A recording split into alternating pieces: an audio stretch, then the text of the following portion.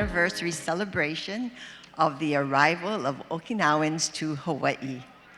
It is amazing how many years have passed since the first group of immigrants set foot in Hawaii. The theme for this year is Mirei ya Kugani, Bright, Hopeful Future, which was selected by incoming President Francis Nakachi Kuba. On the screen, you see the logo, which was designed by Mark and Hanae Higa. Isn't it beautiful?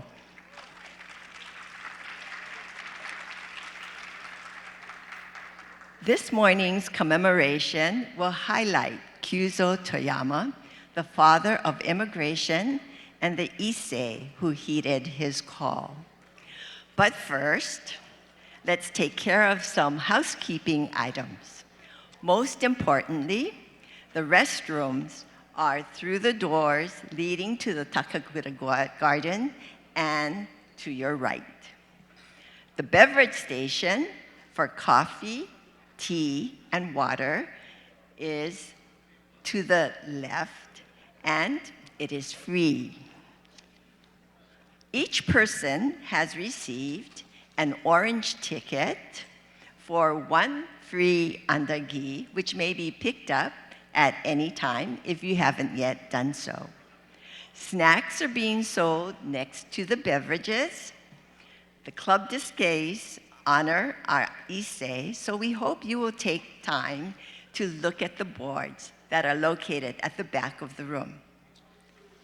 Commemorative and HUOA items are being sold to my right, near the door, the middle door. Members of the Okinawa Genealogical Society of Hawaii are here today and are available to assist you and to answer any questions that you may have. The Hawaii Okinawa Center Museum is also open today, so please take time to visit and see the displays there. Also, please walk through and enjoy the Takakura Garden and the Issei Garden. The formal program is from 10 to 12 noon. The program is being recorded, so please be aware of the cameras. Today is a Yuntaku event, a time to talk story and share with others. So the setup is quite informal. Feel free to get up and talk to one another. Our call to celebration is Chinsagu no Hana, a familiar and popular song that will be danced by Hana Redden. Hana was born in Hawaii. She is third generation Uchinanchu. At the age of 4, her family moved to Okinawa, where she is a student of Keiko Miyagi Sensei. She is truly a child of two cultures, connecting Hawaii and Okinawa. Today, she will be holding plumeria blossoms in place of the rose balsam. The plumeria, which is also grown in Okinawa, is one of our most well-known flowers here. And now, Hana Redden.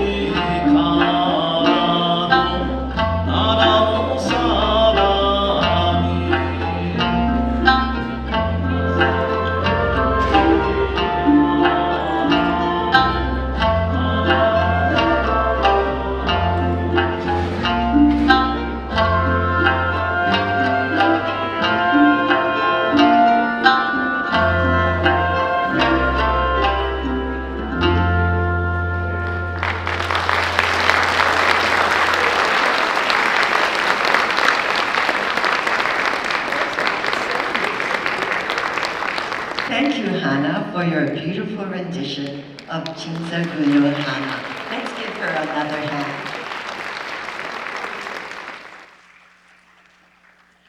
We are honored to have some very distinguished guests from Okinawa with us today. Would you please stand as your name is called? From Okinawa, we have Vice Governor, Prefectural Government, or OPG, Mr. Takekuni Ikeda.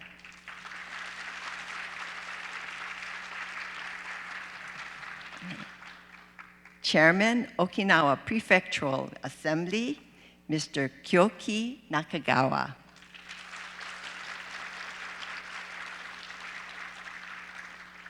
Director, International Exchange Division, OPG, Mr. Takayuki Nakamura.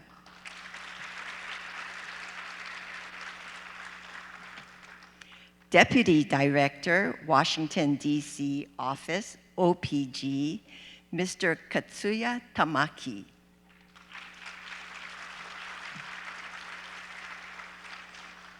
Mayor of Tomigusuku City, Mr. Tsuguto Tokumoto. Oh, he's not here at this time. He just arrived at the airport. Chairman of the Tomigusuku City Council, Mr. Tsuyoshi Hokama, who is also at the airport.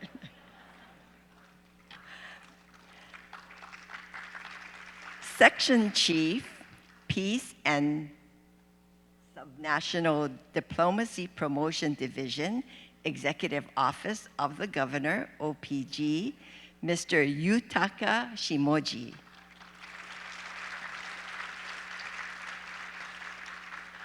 Secretary of the Vice Governor, OPG, Mr. Yuma Nakazato.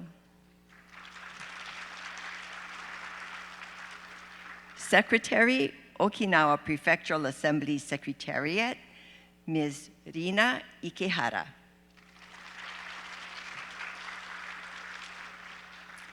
Staff, International Exchange Division, OPG, Ms. Nanako Chinen.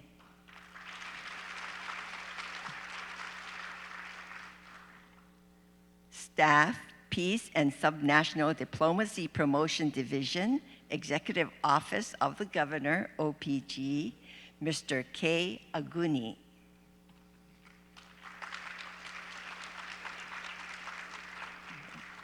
Member, Okinawa, Hawaii, Kyokai Liaison, 125th Anniversary, Hawaii United Okinawan Association, Mr. Colin Sewaki.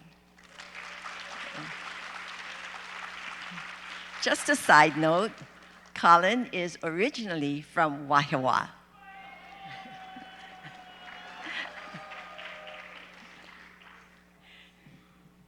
Staff, Commerce, Industry, and Tourism Division, Tomigusuku City, Ms. Ayako Senju, who is also probably at the airport. Okay. We also have from Hawaii, the former governor of the state of Hawaii, Mr. David Ige, who is on his way to the HOC. Okay. At this time, I would like to call upon Reverend Shindo Nishiyama of Jikoeng Hongwanji Mission to give a moment of remembrance and gratitude for our Issei and families. Reverend Nishiyama. Now, may I ask everyone to close your eyes and join me in a moment meditations. Namo tassa bhagavato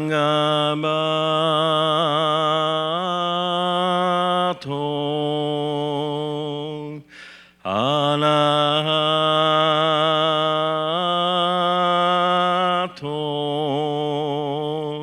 samma sambuddhassa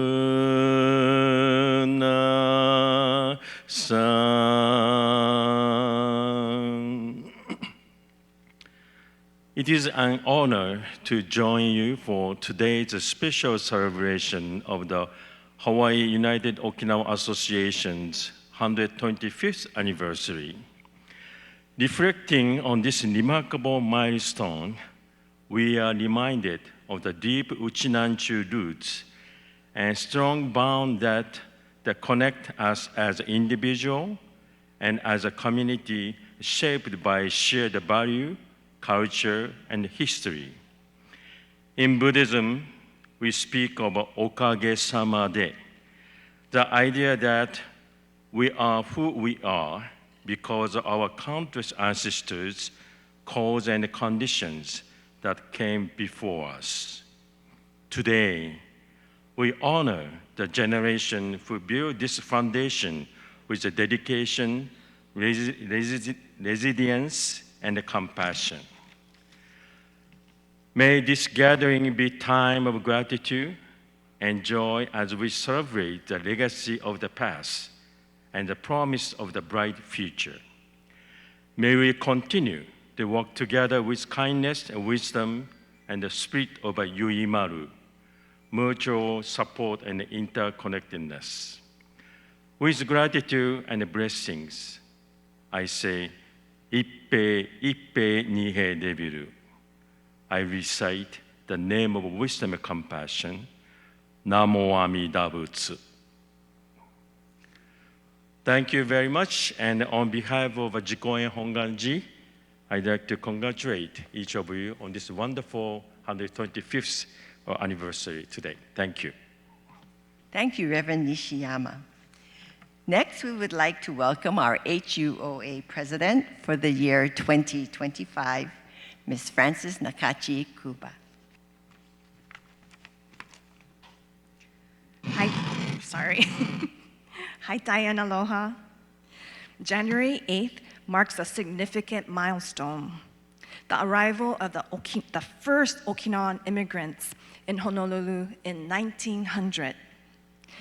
Today, we begin a year-long celebration of the 125th Okinawan anniversary of the Okinawan immigration to Hawaii and immigration to the world. This is the time for reflection, gratitude, and honoring the sacrifices of our ancestors who faced unimaginable hardship to lay the foundation upon which we stand today. Okinawa's Issei immigrated in search of hope and opportunity, leaving behind poverty to create a better future for their families. Despite many challenges they encountered, they pushed forward with resilience and determination, values that continue to inspire us to this day. Ukaji de biru, thank you to Mr. Kyuzo Toyama and early pioneers who paved the way for a brighter future. We now have over 40,000 Okinawan families living in Hawaii, and their legacy lives on in this Hawaii Okinawa Center, which has stood for 35 years, a home for our community. And right across the street is our Hawaii Okinawa Plaza, and we also celebrate countless cultural events, including the Okinawa Festival, which has grown to become one of the largest ethnic festivals in Hawaii. And thank you to all the volunteers. We had about 3,600 volunteers pouring their hearts out to share Uchinanchu Aloha at the Hawaii Convention Center. Thank you, Ippei Nihei Debiru. It is an honor to serve as the president of Hawaii United Okinawa Association. Our theme is Mirei Yakugani, which translates to golden future. This theme reflects our commitment to create a bright golden future, or bright hopeful future for many generations to come. This theme serves as a call to preserve and carry forth the Issei spirit of courage, resilience, and hope to the next generation. Ippei Nihei Debiru to everyone who has taken the time to help celebrate today. It's a monumental milestone. Special thank yous to the distinguished guests who traveled all the way from Okinawa and of course from Washington, D.C. And from Waipahu, oh, that's Wahiwa, right? So, yay. So, my sincere appreciation goes to Chair Joe Ige and the committee who worked really, really hard for today's event. Thank you. Yes. As we reflect on legacy of our ancestors, let us remind that the freedom, opportunity, and lives we enjoy today are the direct result of their dedication, hope, and sacrifices. Their strength and resilience continue to inspire us, and it is our duty to honor them by living lives that carry forward their values. May we always be reminded that bright, hopeful future we enjoy today reflects their sacrifices. Their legacy lives on in each of us. Kahu shidebiru, with deepest gratitude. Thank you. Thank you, Francis. At this time, we would like to welcome Vice Governor Takekuni Ikeda from Okinawa, who has taken time from his business trip to North America to visit with us and the members of Maui. Vice Governor? Aloha, haisai gusuyo chuganabira. この度、ハワイ沖縄移民125周年記念式典が盛大に挙行されますことを心よりお祝い申し上げます。It is with great joy that I extend my heartfelt congratulations on the grand opening of the 125th anniversary of Okinawan immigration to Hawaii.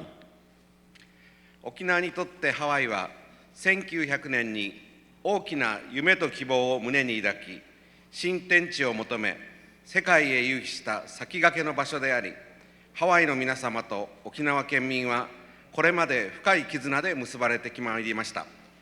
For Okinawa, Hawaii represents the first place where in 1900 our predecessors ventured into the world with great dreams and hopes, seeking new horizons. Over the years, the people of Hawaii and Okinawa have shaped a deep and enduring bond.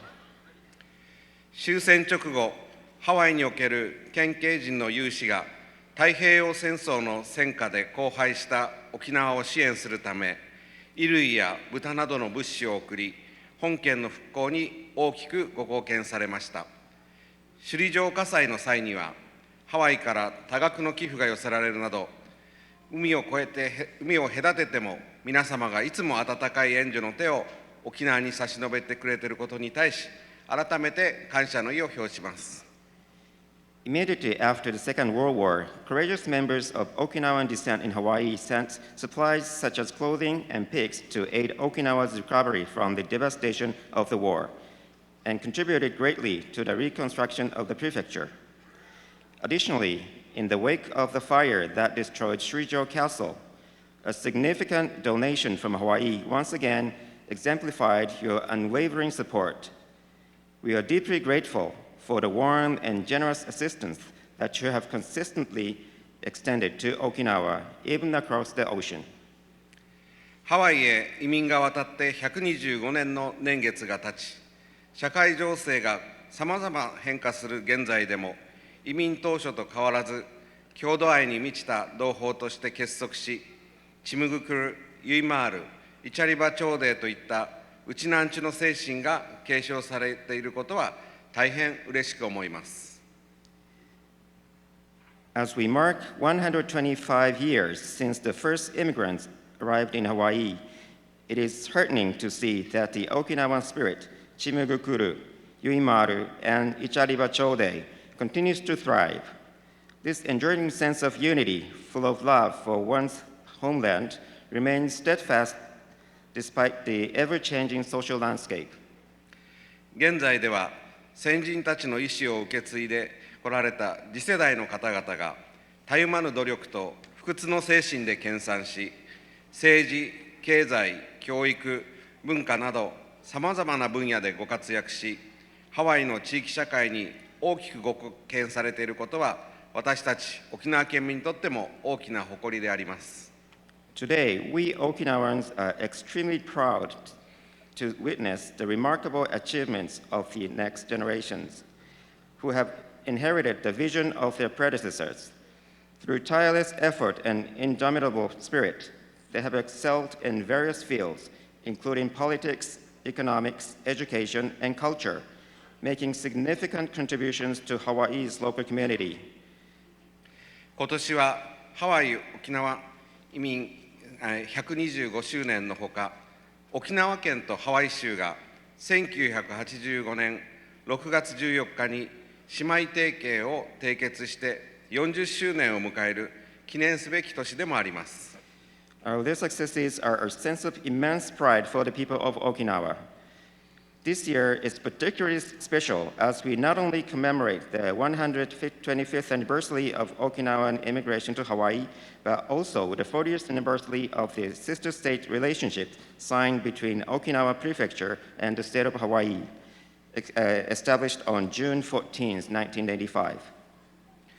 ハワイの皆様には、この記念すべき年を契機として、アロハスピリッツとウチナンチュの精神を念頭に、若い世代の育成に取り組み、世代を超えたネットワークを構築するなど、ハワイにおけるウチナンチュの活動がますます活発になることをご期待申し上げます。I hope that this milestone year will serve as an opportunity for the Okinawan community in Hawaii to further nurture the younger generation, foster intergenerational networks, and continue promoting the Uchinanchu activities in alignment with the Aloha spirit.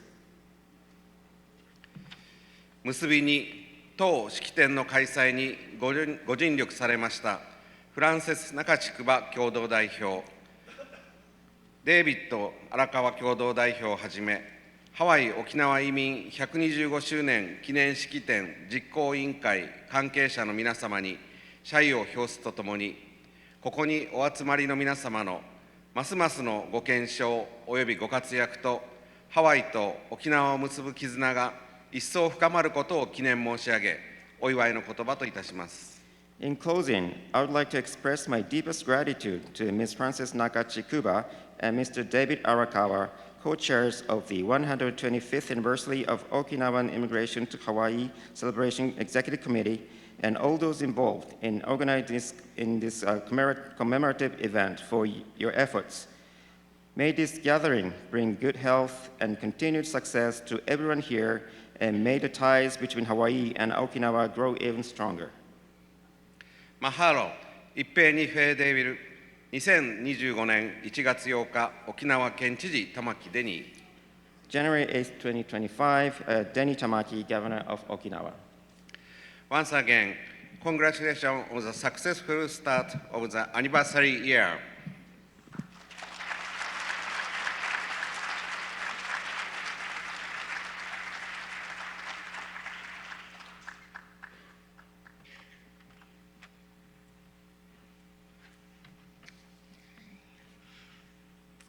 Thank you, Vice Governor Ikeda. Also from Okinawa, the OP Assembly Chair, Mr. Kyoki Nakagawa, will share a few words with us. Mr. Nakagawa. 会場の皆様、アロハ。ハイサイグスー中華なビラ。ハイサイ、ハワイ沖縄移民125周年記念式典が開催されるにあたり、沖縄県議会を代表し、お祝いを申し上げます。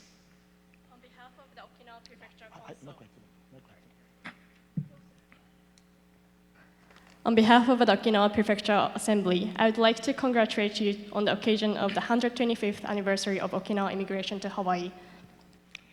本日、多くの方々のご参列のもと、本式典が盛大に開催されますことを心よりお喜び申し上げますとともに、開催に際し、奔走されましたハワイ沖縄連合会の皆様をはじめ、関係者の方々に対し、深い敬意と謝意を表します。I would also like to express my deep respect and gratitude to the Hawaii United Okinawa Association and all those involved for their efforts in organizing this event. ここハワイから沖縄の海外移民が始まり、幾多の困難を乗り越えた偉大なる先人たちの歴史が紡がれ、今日あるウチナンチュの発展へとつながっています。The Okinawan immigration started here in Hawaii. Our greatest great ancestors overcame many difficulties and led the development of Uchinanchu communities here and spread across the world. この始まりの移民団は那覇港を出港し、1900年1月8日にホノルル港へ到着しました。サトウキビなどの工作労働に励み、言語や習慣の違いなど大変な苦労がありましたが、その後、養豚業や飲食店業など、営むようになり、少しずつ財を成しながら、急防する沖縄社会への助けとすべく、沖縄の家族への送金を行いました。The first group of immigrants left the port of Naha and arrived in Honolulu on January 8, 1900. They worked hard to cultivate sugar canes and other crops, and had a hard time due to their differences in language and customs. 他にも沖縄が太平洋戦争で荒廃し、食糧難に陥った際には、550頭もの豚を送るなど、戦後の復興に大きく貢献いただきました。When Okinawa was in food crisis after the Battle of Okinawa, they contributed greatly to post-war relief efforts by sending 550 pigs to Okinawa. 沖縄とハワイ、遠く離れても愛嬌無限の心を持って家族を思い、沖縄を愛するウチナンチュの原点がここにあり、世代を超えても変わらない強い絆につながっていると大いに感じます。I am deeply impressed by the fact that Okinawa and Hawaii, even though they are far apart, the spirit of Okinawa is present here, which is cherishing family and bonds that have transcended generations. さて、年が明け、新年を迎えておりますが、今年は沖縄県ハワイ州姉妹締結宣言から40年となる節目の年であります。これまで沖縄県は、ウチナンチュ指定留学生事業などによって、日本や沖縄の文化、歴史、芸能などを学んでもらう機会を作り、双方の友好親善を促進しております。This year also marks the 40th anniversary of the Okinawa-Hawaii Sister State Agreement. Okinawa Prefecture has been promoting friendship and goodwill between the state of Hawaii and Okinawa Prefecture by providing opportunities for students to learn about Japanese and Okinawan culture, history, and performing arts through programs such as Uchinanchu Descendant Study Program, which is also known as Kenpi Program. これから私たち沖縄とハワイは、この先の10年、20年を見据えながら、お互いのさらなる発展のため、人材、文化、学術、経済など、あらゆる面での交流を活発化し、関係性を深めていきましょう。From now on, we, Okinawa and Hawaii, will continue to deepen our relationship through active exchange in every aspect, including human resources, culture, academics, and economy, for the further development of one another, looking forward to the next 10 and 20 years. 結びに、ハワイ連合会並びにお集まり関係者の皆様方のますますのご活躍とご健勝、そしてハワイ州の限りないご発展を記念いたしまして、祝辞といたします。令和7年1月8日、沖縄県議会議長、中川京樹、おめでとうございます。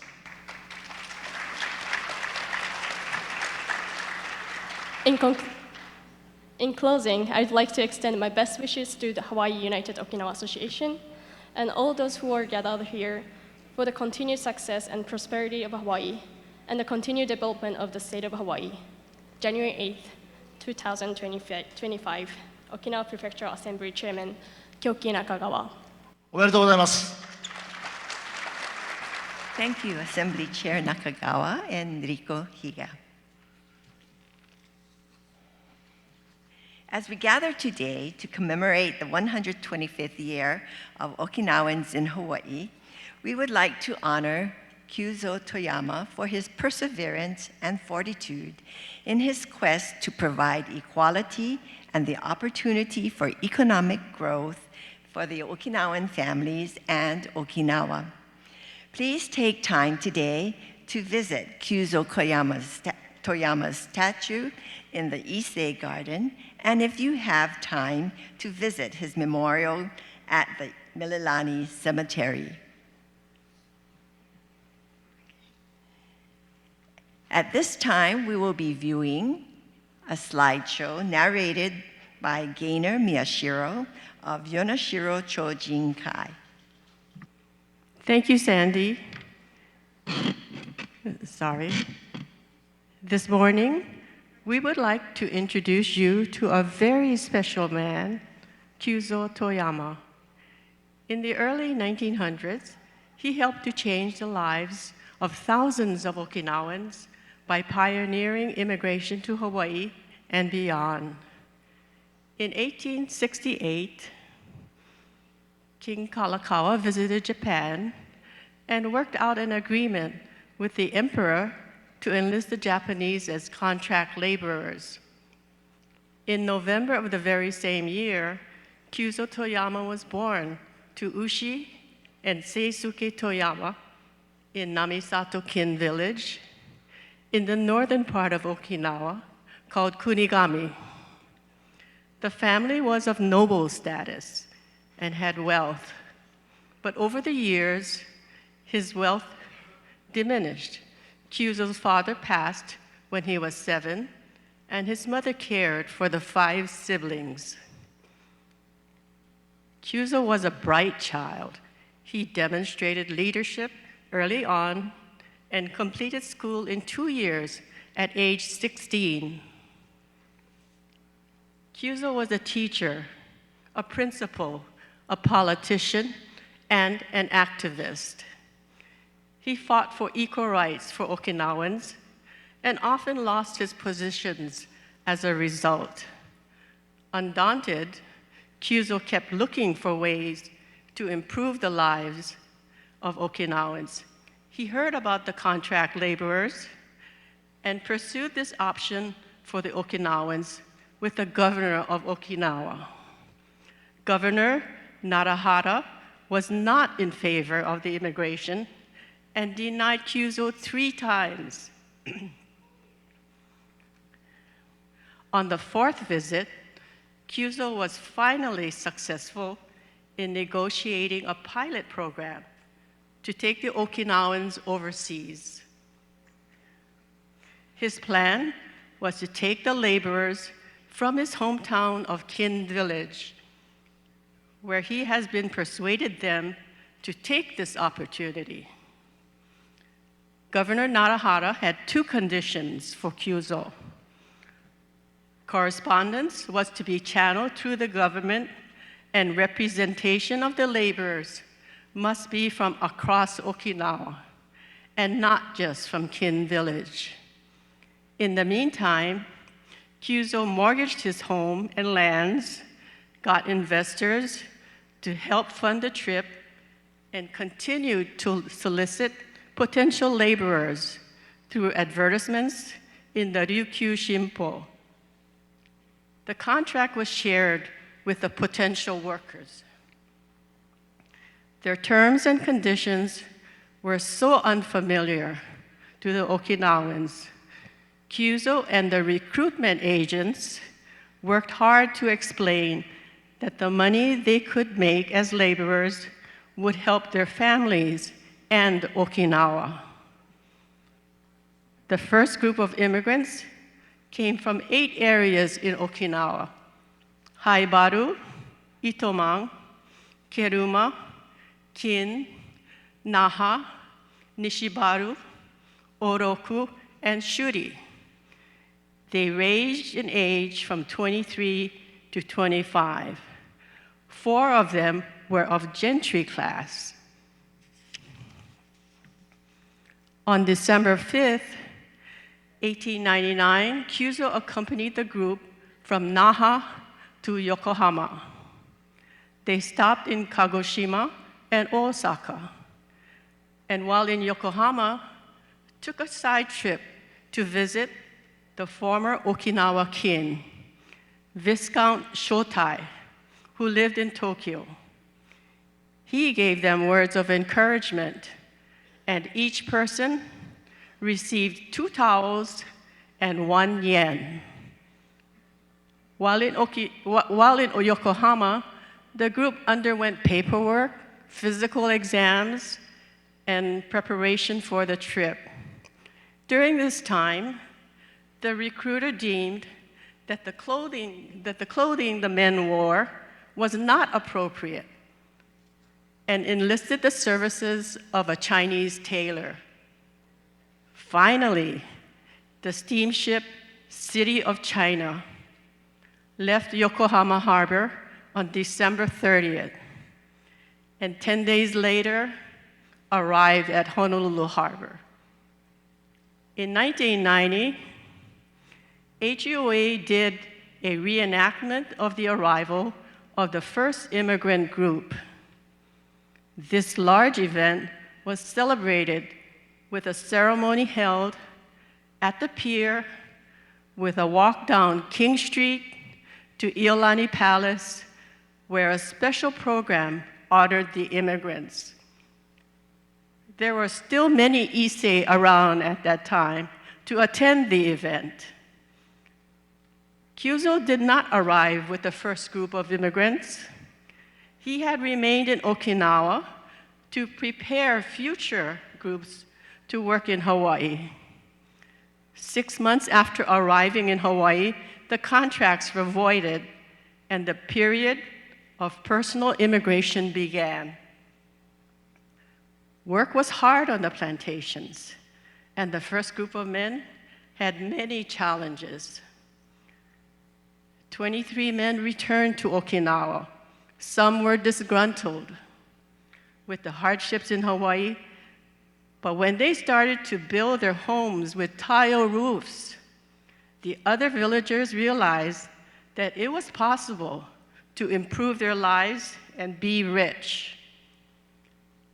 Matasuke Toyama, younger brother of Kyuzo, who was with the first group, wrote this letter. If we stayed in our village as in the past, we would spend 2 yen for liquor and cutting grass for the horses and cattle during the day. If you think of it now, what a terrible way to waste our lives. It is thanks to your wise decision, brother, that we have by now saved enough money to return home in comfort. The second group of immigrants were primarily from Kin Village.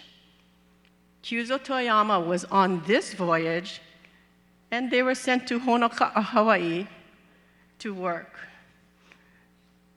Kyuzo studied the work conditions, held morale-boosting sessions, and learned English while working in Hilo and Eva. His plan was to create a successful environment for the incoming Okinawans. By this time, there were plantations on the islands of Hawaii, Maui, Oahu, and Kauai. They traveled by boat to these islands. Kinjo Shinjen, one of the first immigrants, was interviewed in 1939 by the Hawaii Hochi. I set out to Hawaii in 1899 when I was 27 years old. At first, I worked at a plantation field on Oahu, carrying sugarcane. Back then, Hawaii was still cultivating land. Immigrants were driven to work like a horse and bull. At $15 a month, we were pushed hard. After some 6 months, we were granted freedom of labor, so it became easier after that point. On August 12, 1910, in response to a letter, Kyuzo wrote, "Ever since I have been running around in Okinawa, scarcely getting anything, but I have made Okinawans develop to the extent that they are now rushing to the aspiration of going abroad. Already, 4,000 reaching Hawaii, and 5,000 in Mexico, Peru, New Caledonia, the Philippines, and Canada. such that the people of the prefecture cannot start a day without thinking of going abroad. Sadly, Kyuzo passed a month later on September 17 at age 41, short of his 42nd birthday. Kyuzo Toyama points eastward with the world by his side at the Kin City Hall in Okinawa. When he left in 1903 with the second group, he wrote this poem. Iza yukan warera no ie wa godaishu. Makoto hitotsu no kin sekai seki. In the Hawaii Okinawa Center Kindergarten, Kyuzo stands with his hands crossed, overlooking the map of the world. His poem translation, let us go forth. The 5 continents are our home. Sincerity and determination will uphold us, and the town of Kin, whence we came, will live forever in our hearts. Descendants of the 2 Toyama brothers, Kyuzo and Matasuke, brought back the ashes of Kyuzo to Hawaii, where he was laid to rest in the year 2000 at Mililani Memorial Park. Ugaji debiru, because of you. Ippe nife debiru. Thank you, Kyuzo Toyama, for never giving up and being the father of Okinawan immigration, and also to the first and second groups of immigrants, and all those who followed. Ippe nife debiru, for making 125 years of Okinawans in Hawaii a dream come true. Thank you.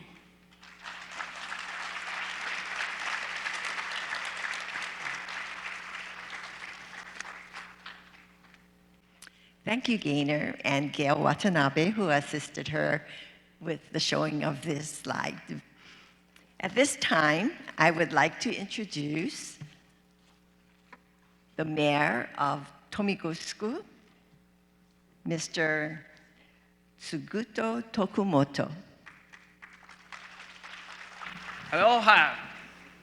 Yay, thank you. My name is Tsuguto Tokumoto, and I am the mayor of Tomigusuku City, Okinawa Prefecture. まず冒頭ですけれども、沖縄を出発する前に花火が地上で爆発し、4名の方が亡くなる事故が発生したことのニュースを見ました。この事故によりお亡くなりになりました方々にご冥福をお祈り申し上げます。First of all, before I left Okinawa, I saw on the news that the fireworks exploded on the ground and 4 people passed away. We pray for the repose of the souls of those who lost their lives in this accident. Thank you very much for inviting me to such a grand ceremony. 本日ここに多くの関係者の皆様のご参加を経て、沖縄移民125周年記念式典が盛大に開催されますことを心からお祝いを申し上げます。I would like to extend my heartfelt congratulations to all those involved in the grand celebration of the 125th anniversary of Okinawan immigration, which will be held here today. また、記念式典の開催にあたり、ご尽力されました実行委員会の皆様をはじめ、ハワイ・沖縄連合会の関係者の皆様に深く敬意を表したいと思います。I would also like to express my deep respect to the Executive Committee and everyone involved in the Hawaii United Okinawa Association who worked hard to hold the commemorative ceremony. また戦後、焼け野原となった沖縄にいち早く救援物資を送ったりと、苦しむ沖縄の人々を作ってきたのも、この移住者の方々だと伺っております。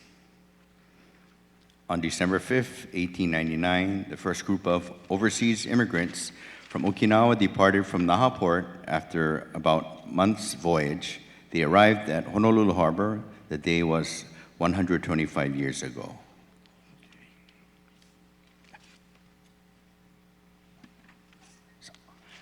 So I also heard that these immigrants were the ones who helped the suffering Okinawan people by quickly sending relief supplies to Okinawa, which was devastated after the war.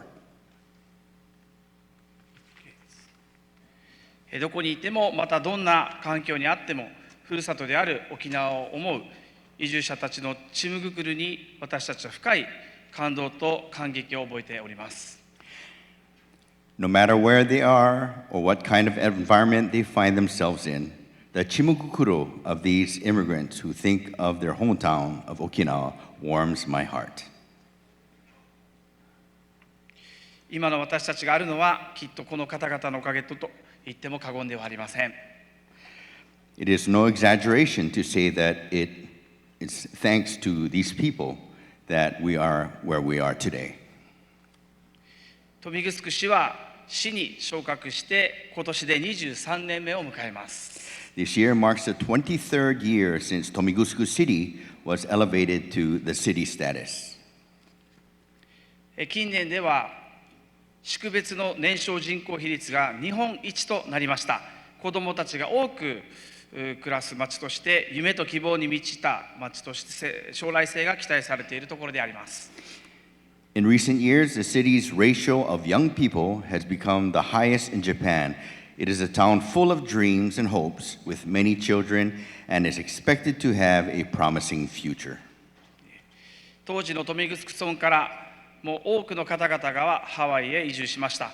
私たちは彼らの熱いちむぐくるを多くの子どもたちに伝え、そのつながりを大切にしていきたいと思います。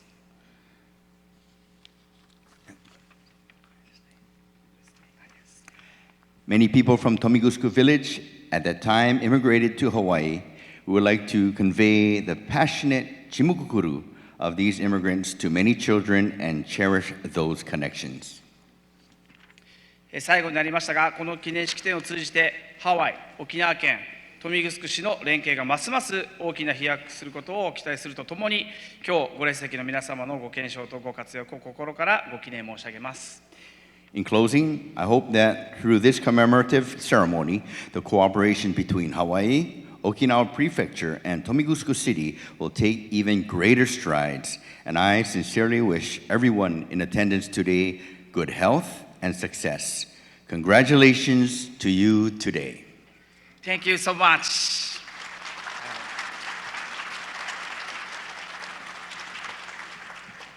Thank you, Mayor Tokumoto. At this time, I would like to introduce the chairman of Tomigusuku City Council, Mr. Tsuyoshi Hokama. Would you please stand and be recognized?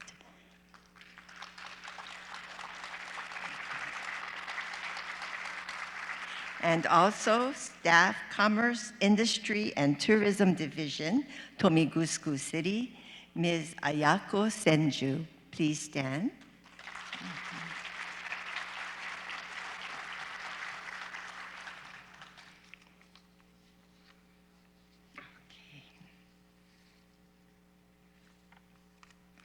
At this time, please welcome to the stage past presidents Randy Kuba, Clarice Kobashigawa, and John Itomura as they share the beginning, the chimugukuru, and the future of Okinawans in Hawaii.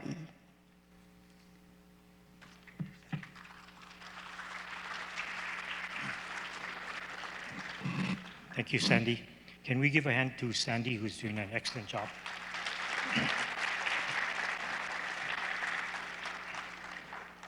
Aloha, everyone. First and foremost, we would like to thank Joe Ige for organizing this special event. It took a lot of late nights planning, organizing, coordinating, and most of all, connecting and contacting all of us who are here today. Joe Ige, please stand and be recognized.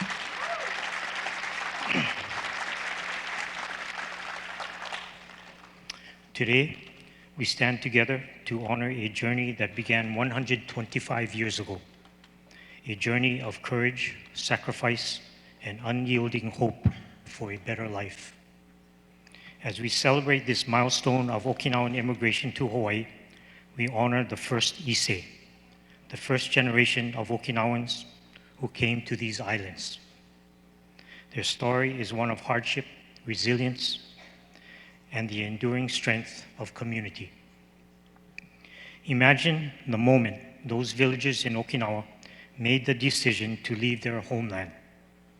Inspired by the stories of earlier immigrants, many families saw a chance to start anew, not as contract laborers, but as free immigrants who could bring their loved ones.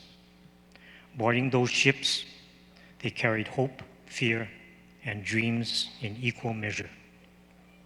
When they arrived, reality hit hard. The sugar plantations demanded back-breaking labor, and the life was grueling under the blazing sun. Yet the Isseis endured. They didn't falter. They adapted, guided by the Okinawan belief of Nuchiru Takara, life is a treasure. Even in the toughest conditions, they found value in family, community, and the hope for a brighter future. Let me share the story of one such Issei, my grandmother, Nae Kuba. Like so many others, she worked tirelessly on the sugar plantations, her hands roughened by years of labor. In Kailua, she cultivated her own 7-acre farm, raising 8 children with unshakable determination. When times were tough, she would always say, "Chibari-o, hold strong, keep going, never, never give up." As a high schooler, I sometimes drove my grandmother to the store for farm supplies. One day, out of the blue, she turned to me in her broken English with a stern but loving voice and said, "Always believe in yourself, even when no one believes in you." That moment stayed with me. Her words weren't just advice. They were a reflection of her life, her daily mantra. She had believed in herself when others doubted her and held faith in her family's future despite overwhelming odds. And she passed that strength, that belief, onto all of us. Her resilience wasn't hers alone. It reflected our heritage. She shared what little she had, trading vegetables for fish with Hawaiian families and neighbors. For her, survival wasn't enough. It was about building community and lightening the burden through generosity. Life on the plantation wasn't just hard, it was lonely. Yet the Issei rebuilt villages they left behind, not through geography, but through people. They created places where children were raised by many hands, where kindness and generosity flowed freely, and where ohana, family, extended to anyone in need. This wasn't just survival, it was culture. It was the Okinawan way, contributing with other plantation immigrants, making Hawaii the melting pot of the world. Today, the Hawaii Okinawa Center stands as a living testament to their sacrifices and values. The tools and artifacts here in our museum tell stories of resourcefulness, perseverance, and love. They remind us of the strength of the Issei and the lessons they passed on to us. One of those lessons is that we are stronger together. The Issei understood that success wasn't achieved alone. It was shared. It was a shared endeavor. They taught us to value hard work, uplift one another, and honor our past as we move forward. As we celebrate 125 years, let us live the spirit of Nuchiru Takara, remembering that life is a treasure and the strength of our community is its greatest gift. Kahushi, heartfelt gratitude for all of you for caring and carrying the dreams of the Issei, ensuring their legacy shines brightly for generations to come. Mahalo and ippe nihe debiru.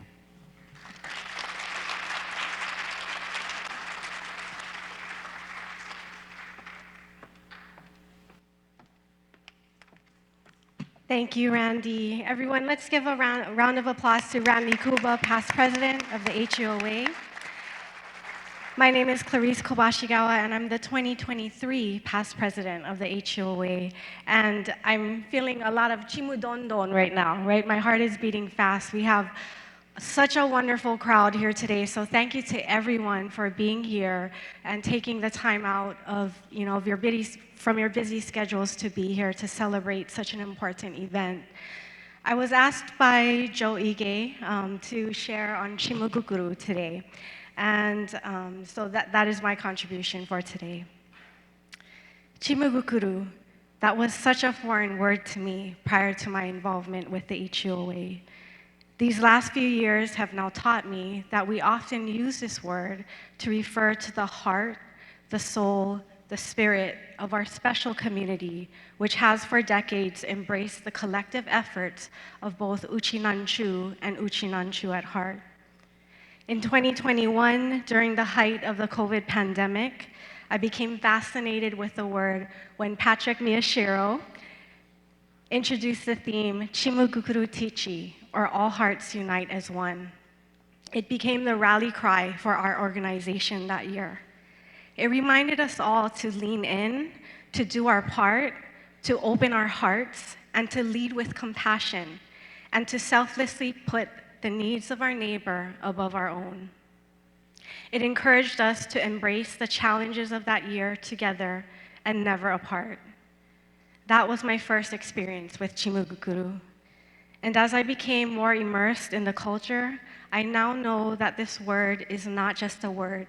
It is a value that is passed on from generation to generation. And throughout the centuries, it has manifested itself, especially in times of hardship. The Hawaii plantation life and communities where our Issei started their lives were full of challenges. However, being adaptable and pooling their resources made it much more tolerable. Sharing whatever they could, both tangible and intangible, to bring normalcy to their lives brought them closer together. What we know today as the Pigs from the Sea story, or HUOA's origin story, is perhaps one of the best examples of Chimugukuru. Touted as one of the world's greatest humanitarian efforts led by Uchinanchu of Hawaii, approximately 30,000 donors pulled together, both Uchinanchu and Uchinanchu at heart, to pull together $50,000 to purchase 550 pigs from the US mainland in 1948. These pigs became a symbol of hope for the Okinawan survival as they dealt with the destruction of their homes and villages and slowly rebuilt their communities and lives in the aftermath of World War II. But it wasn't just pigs that were donated. 750 milking goats, clothing, books, medical supplies, school supplies, all together that led to 151 tons of relief that were supplied to our relatives, family, and friends in Okinawa. Even the University of Ryukyus was born because of this effort. And while 50,000 might not sound like a lot today, back then it would have been the equivalent of more than $500,000. And while the sheer scope of the relief effort and its resounding success is quite noteworthy, what I found most remarkable was that the Okinawans in Hawaii gave not from a place of abundance, but from a place of scarcity. They gave whatever they could give, whether it was 50 cents, $1, or $2. They gave at a time when it was perhaps the hardest or most difficult time to give. And hearing these stories of families doing whatever they could to pull together the $50 to contribute a pig to Okinawa was overwhelming. And it brings me back to Pat's theme, Chimogukuru Tichi, which asked all hearts to unite as one across the seas and to put the needs of your neighbor above your own. We see this so often in our community. People saying, I might not have it so good, but it could be worse. And it's that overwhelming sense of compassion, or chimogukuru, for those that were suffering in Okinawa that took hold of the people in Hawaii, which then led to this massive homegrown relief effort for our family and friends in Okinawa. Through this shared struggle and shared commitment to overcome all obstacles, our community has a history of coming together over and over again, and out of compassion or chimogukuru for each other and a shared sense of purpose. To me, chimogukuru is a spirit, and you'll feel it at every single one of our events. It is a unity of souls and an overwhelming sense of compassion that binds and lives eternally within our culture to be passed on from generation to generation. And I just want to close, the relief effort that started here in Hawaii that went to Okinawa has been reciprocated 10 times over from Okinawa to Hawaii. We saw that with the Maui wildfire relief effort. Last year, the HUOA had the privilege to donate more than $672,000 to the Maui Strong Fund. And the majority of that contribution came from Okinawa. It came from the government, from the prefecture, from the small businesses, from the corporations, from citizens of Okinawa who donated to their prefectures just specifically for this cause. So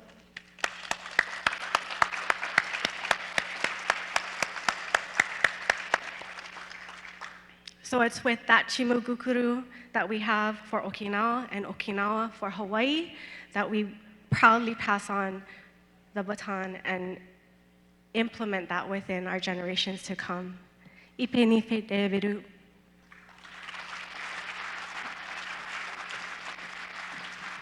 Aloha. Haisai gusyo chu ganabira wanne itumura yaibin. Wannu uyafa Fuji ya chatantu Ishikawa kara chaibetan. Itu starugutu unige sabira. So my name is John Itomura. I was a 2008 president and currently our executive director. But truly, those roles were filled because of my passion for our community here in Hawaii, as well as our friends and family in Okinawa. And I've been asked to speak about the future of the Uchinanchu here in Hawaii, as well as abroad. So for the next hour, Jodan.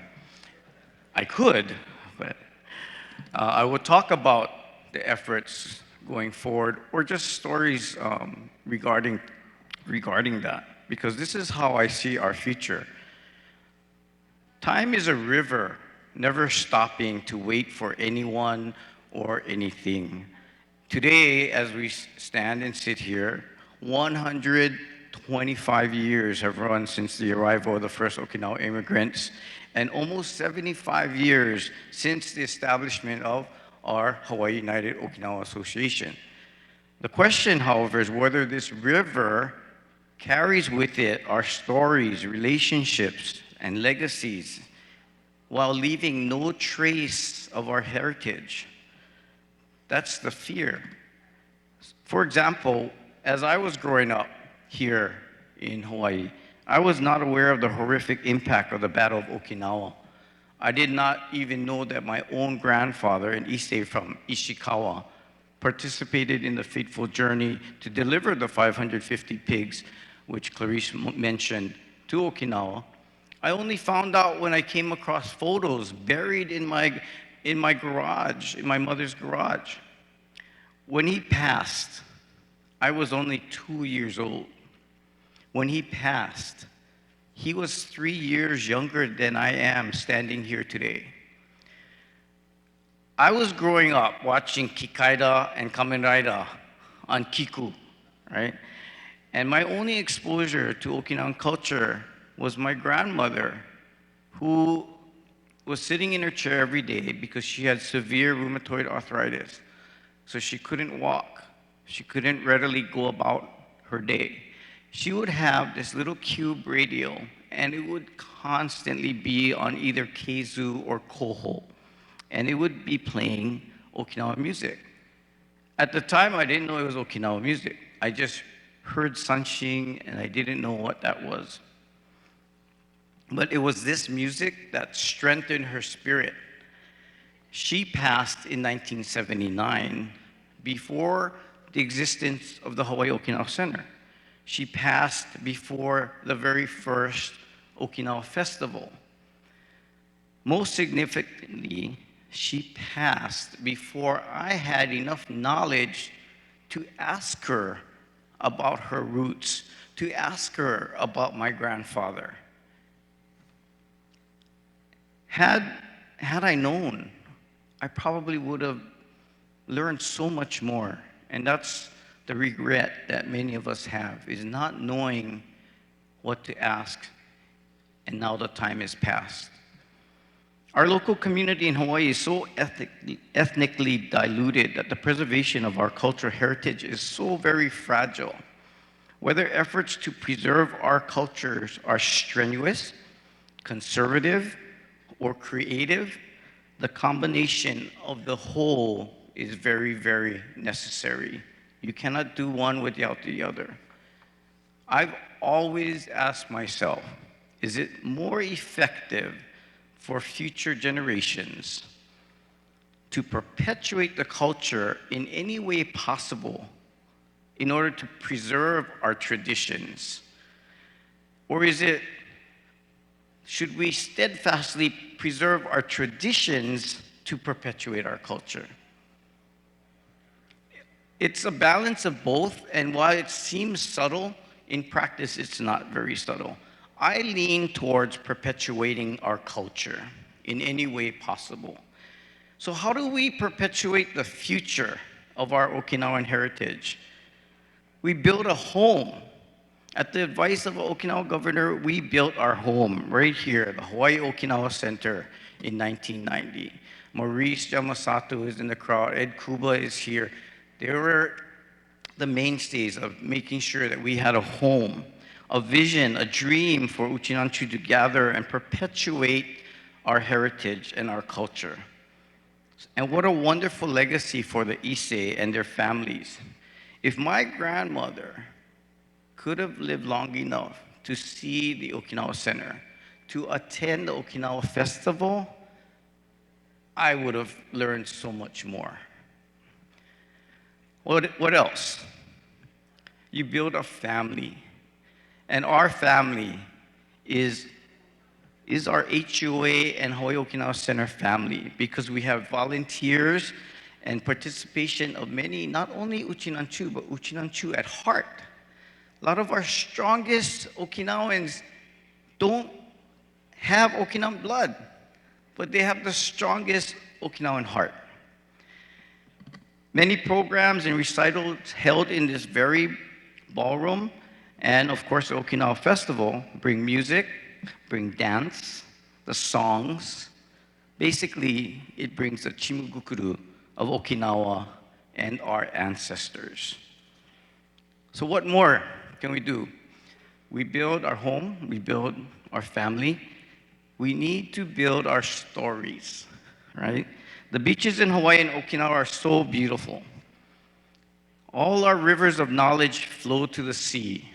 Millions of grains of sand, which may represent some of this knowledge, wash ashore and get covered by other grains of sand. This beach retains the beauty if we all allow each of these grains to rest next to each other. Heritage is defined as something transmitted or acquired from our predecessors or our ancestors. The key is understanding and acknowledging that we all have our own predecessors, our own ancestors, our own heritage. And we, all of you here today, are and will be ancestors. And we will pass along our stories, practices, and traditions. No one tradition being more right or wrong than the next, because negativity or disagreement and strife have no place on these beaches. The generations of Okinawans over the past 125 years have endured and they've achieved greatness here in Hawaii. The river of time continues to flow, but we all, as we sit here, must ensure that our river of knowledge reaches the oceans and the beaches of the next generations. That's how we ensure our future of Uchinanchu. Ipe nihe te biru.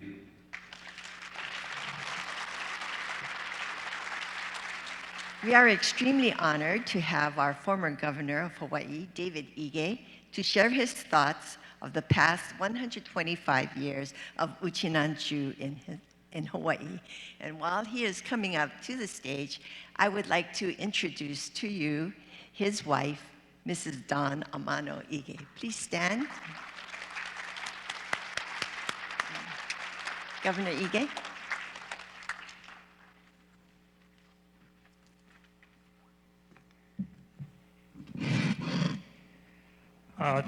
Thank you so much for that kind introduction. Distinguished guests, fellow Okinawans, and Okinawans at heart. I'm deeply honored to stand before you today as we commemorate the 125th anniversary of the arrival of the first Okinawan immigrants to Hawaii. My own family's journey mirrors the experiences of so many Okinawans who sought new opportunities and a better life in these islands. My grandfather, Neo Ige, was part of this Issei generation, arriving in Hawaii in 1907 at the age of 19 with only $1.30 to his name. His story and the stories of countless others like him illustrates the spirit of determination and hope that drove Okinawans to seek a better life in Hawaii. Their sacrifices and contributions have shaped the unique and vibrant Uchinanchu community that we celebrate today. I first became immersed in my Okinawan heritage when I was appointed by Governor Waihee in 1989 to serve on the commission to plan the 90th anniversary of the arrival of the first Okinawan immigrants to Hawaii. The commission included many leaders in the Okinawan and business community, including Albert Teruya, Wayne Miyahira, Goro Arakawa, Doris Ching, and Carol Kai, amongst many others. I learned about the cultural pride and inspiration of being Okinawan in Hawaii. It was an experience that deepened my appreciation for my heritage and inspired me to continue supporting the Okinawan community throughout my career. At that time, we never thought that there would be an Okinawan governor of Hawaii. We embraced Governor Waihee as Okinawan because First Lady Lynn Waihee is Okinawan, and we embrace the Okinawan governor. I am proud to be elected the 8th governor of Hawaii on November 5th in 2014 as the first U.S. governor of Okinawan descent.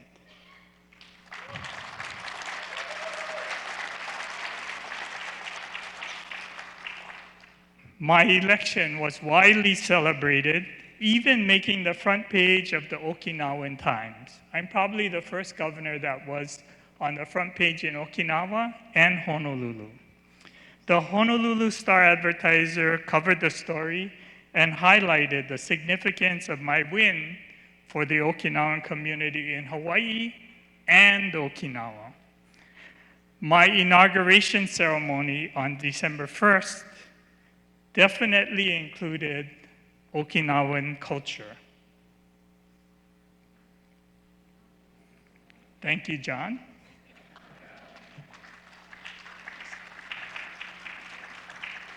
Next.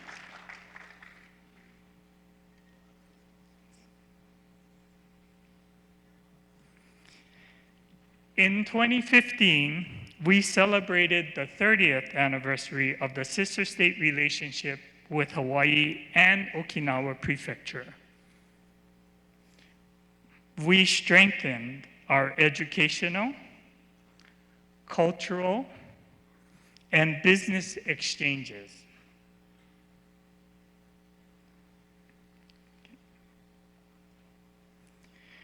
We traveled to Okinawa, and we were warmly received by the Okinawan government and people of Okinawa. The Hawaii United Okinawan Association played a crucial role in coordinating the trip and helped me connect with relatives living in Okinawa. The experience was memorable and overwhelming. Deepening my connection to my Okinawan heritage.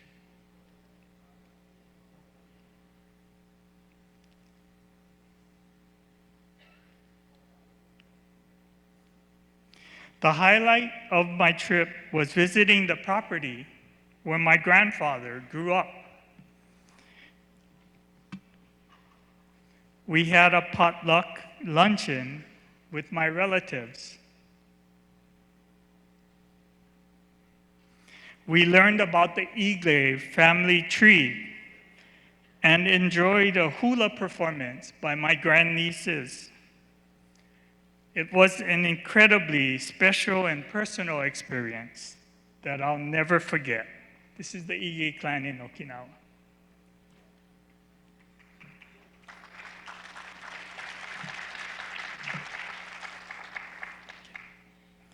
I returned to Okinawa in 2016 for the 6th Worldwide Uchinanchu Festival from October 26th to the 30th. I was deeply honored to represent Hawaii and our vibrant Uchinanchu community. The festival was truly a gathering of more than 10,000 participants, including over 1,800 from here in Hawaii, coming together to celebrate our shared Okinawan heritage. The warm welcome we received in Okinawa was overwhelming, and the spirit and camaraderie and pride was palpable throughout the festivities. I was humbled to lead the festival parade and speak during the opening ceremony. With the energy and enthusiasm of the crowd was truly inspiring. The opening and closing ceremonies held in the Okinawa Cellular Stadium were particularly memorable, with captivating musical performances and powerful taiko drumming that stirred the hearts of all who attended. During the festival, we also took the opportunity to strengthen the bonds between Hawaii and Okinawa. We renewed our renewable energy partnership and expanded our educational exchange programs, fostering collaboration and understanding between our two communities. The 6th Worldwide Uchinanchu Festival was an unforgettable experience that left a lasting impression on all who participated. It was a celebration of our Okinawan roots, a testament to the enduring strength of our cultural identity, and a reminder of the importance of preserving and sharing our heritage for generations to come. I was so inspired by the festival that I am committed to ensuring that my children, Lauren, Amy, and Matthew, have the opportunity to experience the magic of the Uchinanchu Taikai in the future. By passing down our traditions and value, we ensure that our Uchinanchu spirit will continue to thrive and inspire future generations. The 7th Worldwide Uchinanchu Taikai was scheduled for October in 2021, but COVID-19 happened. The pandemic restricted travel around the world. The Taikai was postponed. Planning for travel to Japan was difficult because of the COVID-19 restrictions. Finally, the Taikai was scheduled to happen in October of 2022, and travel restrictions to Japan from the United States were lifted a few weeks before the start of the Taikai. We finally made it to the Okinawan 7th Uchinanchu Taikai in October of 2022. Lauren and her fiancé Alan, Amy and my son-in-law Anthony, Matthew and Haley joined us. There was a typhoon bearing down on Okinawa right before the festival started, and COVID precautions reduced the number of participants and changed many of the events. We participated in the parade, and it was an honor to speak at the opening ceremony. We also visited my grandparents' hometown, and we met with the Ige family in Ishihara. Don created the sister library program between the Hawaii State Library and the Okinawa Prefecture Library so that we can continue to be engaged between Hawaii and Okinawa. The story of Okinawan immigration is one of courage, perseverance, and unwavering spirit in our community. From humble beginnings, our ancestors built vibrant communities, contributing immeasurably to the rich tapestry of Hawaii's culture and economy. Their legacy is evident in the many Okinawan-owned businesses, cultural organizations, and community leaders who continue to shape our islands today. As we celebrate this milestone, let us also remember the invaluable contributions that the Hawaii United Okinawan Association and other organizations that have worked tirelessly to preserve our unique heritage. Through their efforts, we ensure that future generations remain connected to their Okinawan roots. I am confident that the Okinawan community will continue to thrive in Hawaii, contributing to the prosperity and well-being of our islands for generations to come. Let us honor our past, celebrate our present, and embrace our future with open hearts and unwavering determination. As my kids discovered, Blue Seal is awesome. Thank you so much for allowing me this opportunity to speak with you. Ipe nife deberu. はいさい、本日はちょっとささやかですが記念品を持ってまいりました。So this is a humble token of appreciation and commemorative item from Okinawa. 瓶型のタペストリーでございます。こちらですね。瓶型。差し上げたいと思います。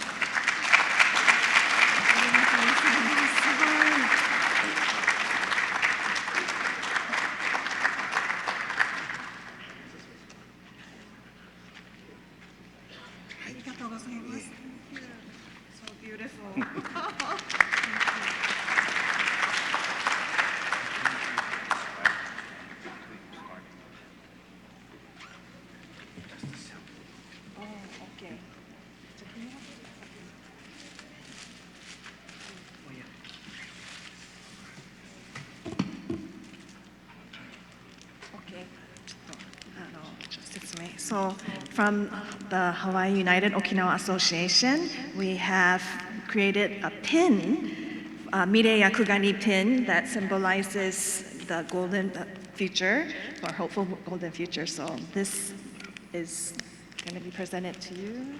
Thank you. And then also we have coins that we just made. So, これは、はい、サンプルですもん。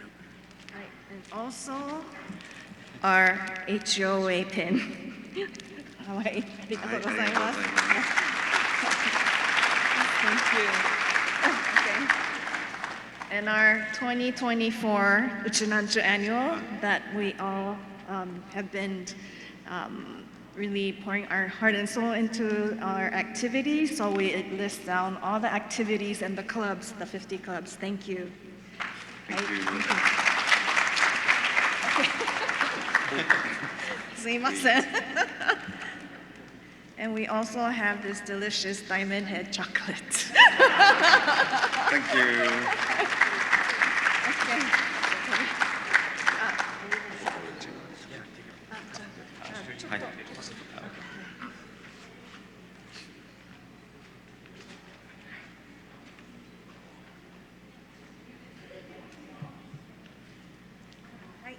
Thank you very much.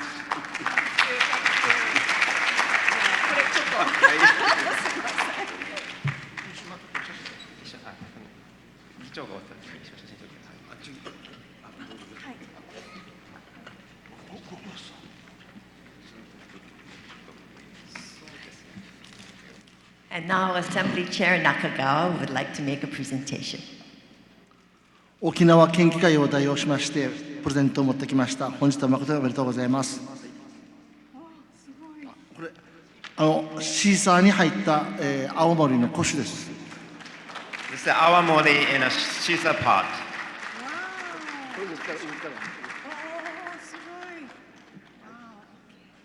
You can see this.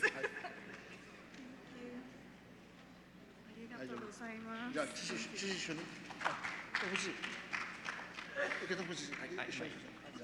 こっち真ん中に。一緒に。どうぞ。受け取ってからが良くないですか。あ、受け取ってからが。そうそう。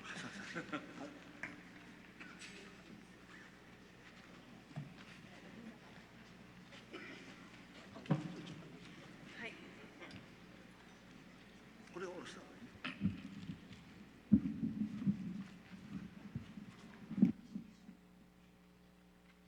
じゃあもう。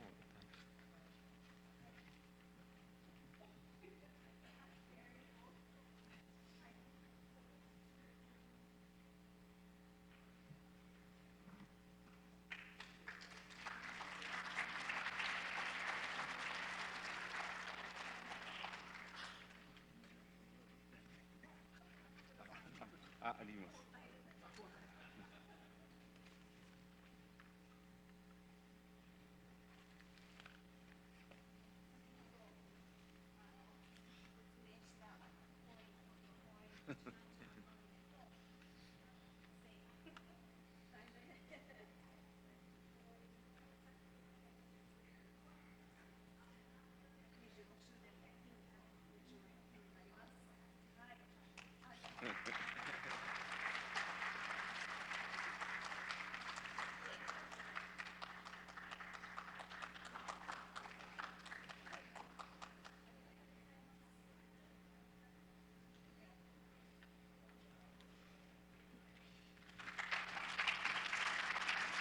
The next segment of our program features Carlene Chinen, former editor of the Hawaii Herald, who has interviewed so many Uchinanchu in our community, especially the Issei. Today, along with her sharing is Jeanette Akamine, who just celebrated her 100th birthday last month. Doesn't she look wonderful? Thank you. Thank you. A very short story. About 2 months ago, maybe, I saw Jeanette at a function, And she turned around from her chair and she looked at me and my daughter and said, "Are you Uchinanchu?" And we both said yes. And she said, "Ah, oh, so churakagi." Well, I think looking at her, she is so churakagi. Jeanette and Carlene. Okay, thank you very much for being here this morning. You know, when Joe Ige asked me to talk about the Issei, at first I thought, what am I going to say? I didn't interview a whole lot of them because I can't speak Japanese. I can speak a little bit, the kind of baby stuff, but not in-depth interviews. So, as I thought about it a little bit more, I went back and searched my memory over, years of writing for the Hawaii Herald. It goes back to the 80s, and that's when, some stories came back to me. But one person I thought that we really should hear from, I don't think there are no Issei left. I remember in the 80s there were, 90s, even the centennial, there were Issei. But now the person who I thought was the closest who had that kind of experience was Mrs. Akamine. She's 100 years old. She turned 100 on November 19th. So she had a party. And so today she is 100 and almost 2 months. But her memory is so sharp. And so we're going to kind of little talk story here. I'll ask you a few questions, and you can go on and answer. Mrs. Akamine, where were you born? I was born in Wahewa Camp 7, November 19, 1924. Can you first hear? Okay. And then were you born in a hospital? What hospital were you born in? I was born at home, Camp 7, Wahewa, Kauai, and I was delivered by the midwife. You were at home. And delivered by a midwife, so Yes. no doctor? No doctor. Wow, what was it like growing up in that camp? Well, it was a quiet camp. We had no electricity, and everything was done by firewood. Did you have running water? We had running water, but then usually from the cane field water. And then a few years later, we had filtered water.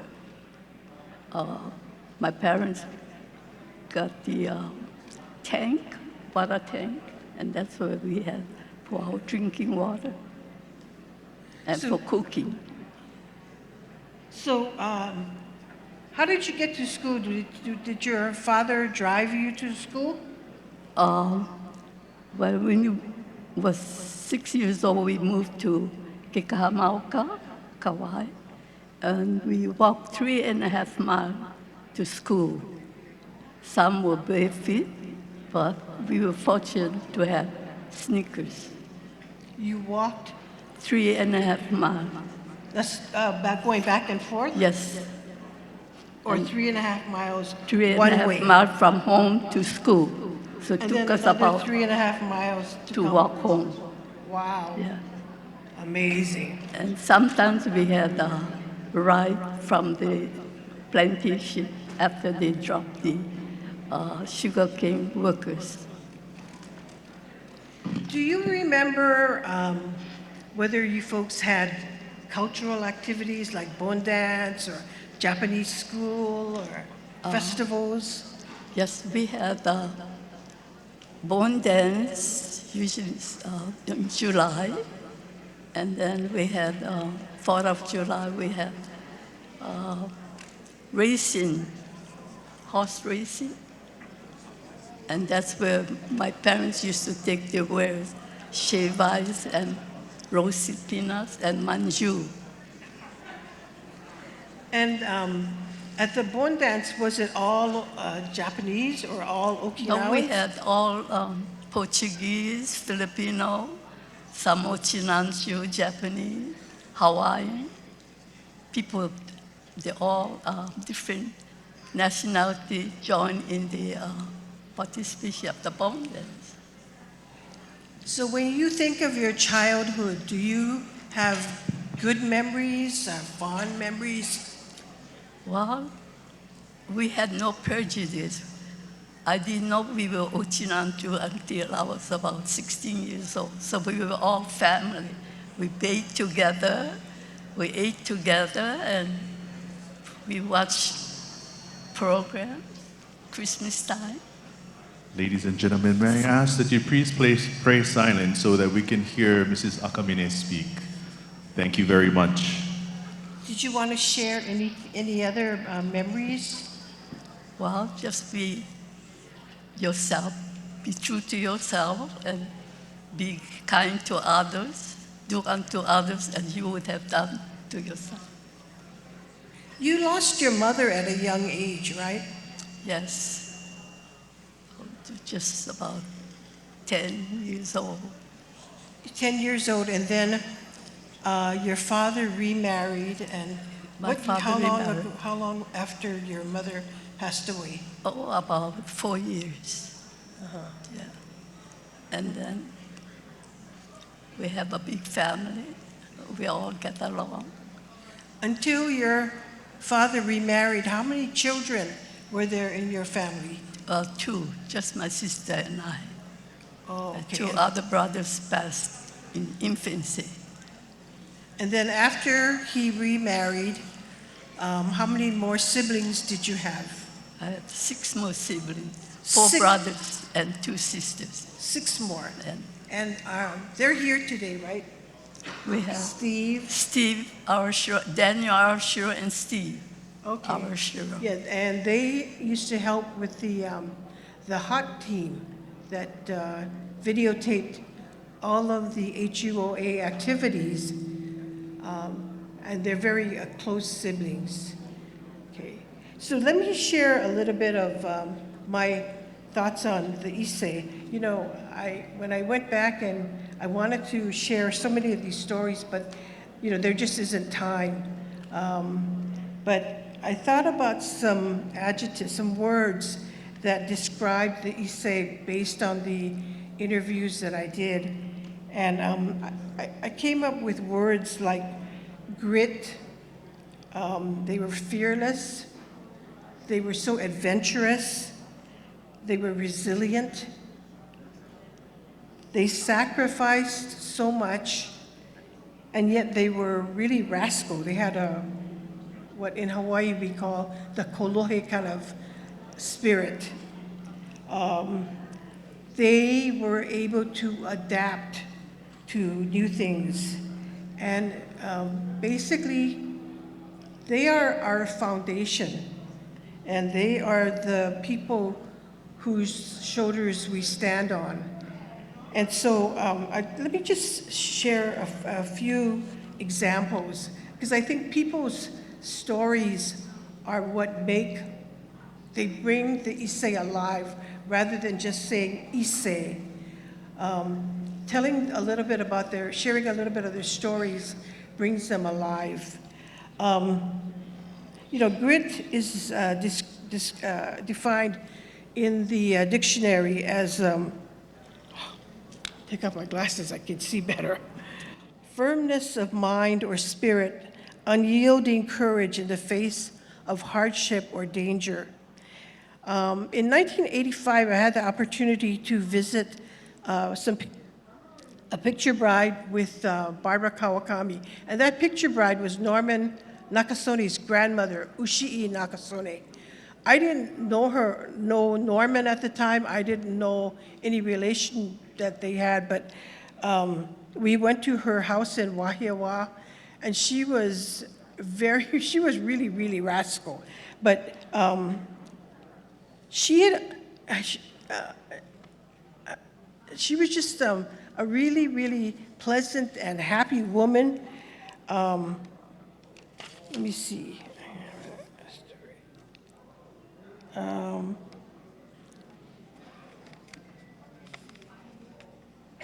okay. She left Okinawa when she was 18 years old in 1914 to be she was the picture bride. And when she said that when she left Okinawa, her mother told her to be a good girl and to be thrifty so you can come home as soon as possible. So and as we know, most of the Issei, although they came to Hawaii to try and make some money and then go back to Okinawa, most of them did not. They went back only to visit. So she visited for the first time in 1938, and at the time she was, according to Norman, she was pregnant with her last child. She had 10 children in all. And anyway, when Barbara and I talked to her, she said, Bimbo bimbo demo, no matter how poor we were, Hawaii kite yokatta. I'm glad I came to Hawaii. And after she retired, she enjoyed watching wrestling and football. She was a big Lelehua Mules fan. She attended the games with her son-in-law, Jimmy Iha. So, we need to wrap it up? Okay. Well, yeah, the Picture Bride stories are really, really, if you want to understand what their lives were like, the hardships that they endured, and yet they were able to, I think that's what amazed me about reading their stories. They were able to adapt to Hawaii. They learned to be open-minded about their children and grandchildren marrying outside of the non-Okinawans, and they welcomed all of those children as their family. And for the last 4 or 5 years, Ed Kuba and a bunch of us have been working on this book called Born Again Uchinanchu. And when we reviewed a lot of the photos, my favorite photo in that whole book is in the back. It's in that second panel, and there's a woman who just got up and danced kachashi. This was at the 1980 Okinawan celebration, the opening ceremony, which was at Iolani Palace.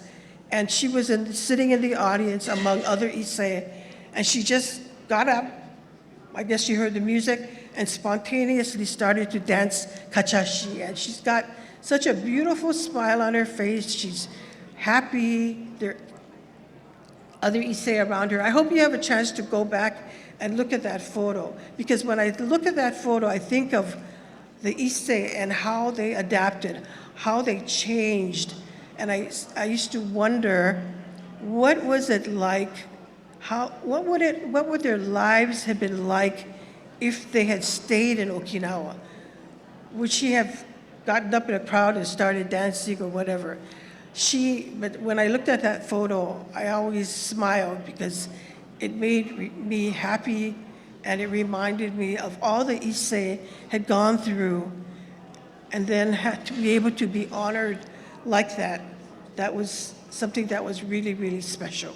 So I hope our takeaway today is we have all of this, but that we always remember that they are our foundation.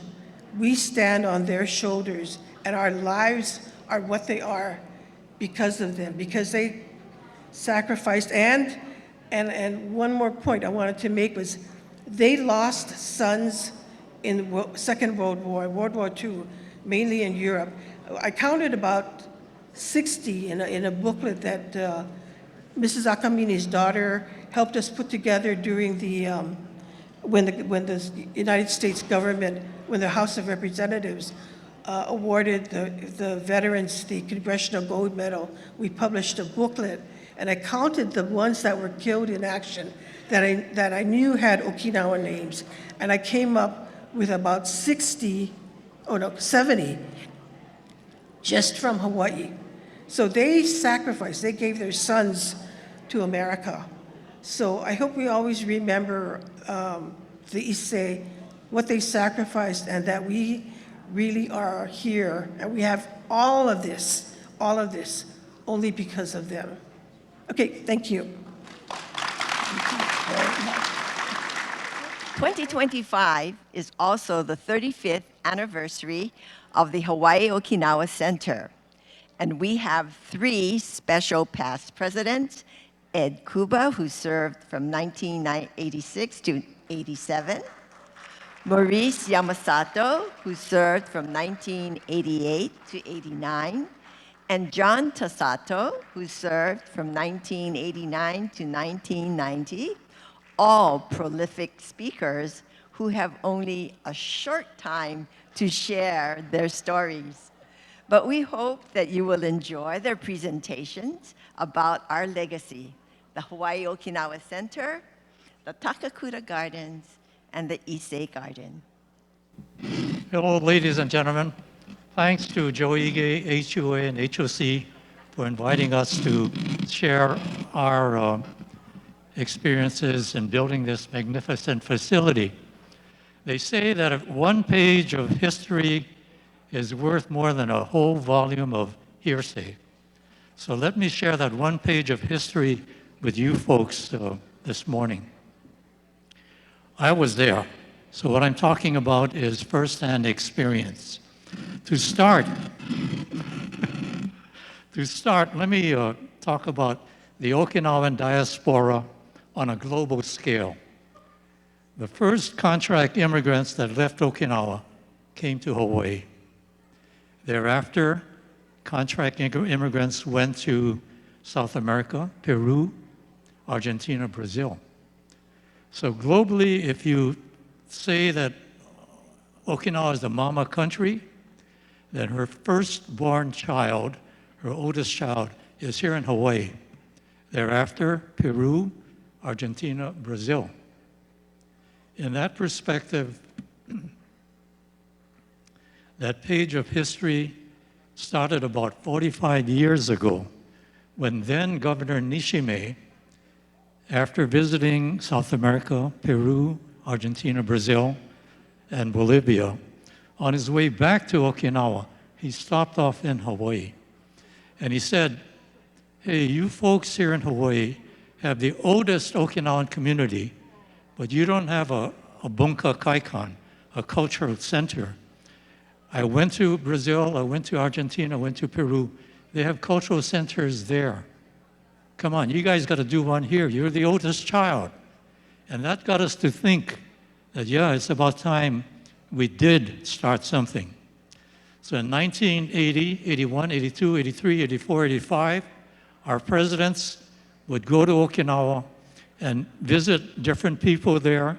But the 2 most important people that they would pay their respects to, the governor of Okinawa and the president of the Okinawa-Hawaii Association. At that time, it was Governor Junji Nishime. The president for many years, 20 years, was Kamesuke Nakamura. 81, 82, they would go and say, yes, Governor, we're going to start the Okinawa Center in Hawaii. Yes, Nakamura-san, we're going to start the Okinawa Center in Hawaii. Nothing happened. So they would have a start, stop, start, stop, start, stop. Each president that came in would carry the same message, but no result. And the problem was that each president had only 1-year term. So his committee to build the Bunka Kaikan would start, after his term was finished, would end. Start, stop, start, stop. When it was my turn to go visit Okinawa as a president in 1986, I went to Nishime-san and said, we're going to start the Okinawa Center. And when I went to see Nakamura, we're going to start the Okinawa Center, Nakamura took a few seconds and he looked at me and he had his Ben Hogan golf cap on and smoking a cigarette. And at that time, they had these long plastic filters, smoking a cigarette, looking at me. And he said, Kuba-san, you folks come here and you talk about building an Okinawa Center and nothing happens. The Okinawans in Okinawa are starting to think that the Okinawans in Hawaii are all mouth. And when I rode the plane back home to Hawaii, I said, you know, that's not right. If our closest friend in Okinawa is talking stink about us, can you imagine what the others are saying? So I came back and I started talking to some of the people here. Let me pause in 1986 and take you folks back to 1982. That's when the community started the first Okinawan festival, 82, 83, 84, and so on. It's now the biggest ethnic festival in the state. But when we first put on the festival in 82, thereabouts, the club leaders from the different Okinawan clubs under HUOA at the time emerged, and we got to know each other. So that by 1986, when I was president, and I came back and I started talking to the blue chip volunteers, Stan Takamine, Gary Major, hey, you know what Kamisuke is saying about us? Right away, they realized that we had to do something at that time and not create a committee for a one-year term, but create a committee that would last until we opened the facility. Now, we started talking to different people, and the group started getting bigger and bigger. Nobody said, no, let's not build it. Everybody said, we got to build it now. And at that point, Stan and Gary drew up the organizational chart. At the top, you had the two co-general chairs, Stan and Gary. Under that, 4 subcommittees: fundraising, design and construction, maintenance, and public relations. I looked at that organizational chart and I asked myself, which subcommittee is the toughest, the most challenging to take? And to me, it was fundraising. So I volunteered to be the fundraising chairman because I didn't want anybody after that and say, hey, you know that Kuba guy? That guy's all mouth. He said, let's go build it, and then he disappeared. So I took the biggest challenge subcommittee, and we went from there. I talked to different people. The group got bigger and bigger until at one point we had 500 volunteers working on raising money for this place. We raised $10 million in 4 years. We opened on time in 1990, the 90th anniversary of Okinawan immigration. We raised $10 million, 8 from Hawaii, 2 from Okinawa. And we got $750,000 from the Okinawan government, Governor Nishime.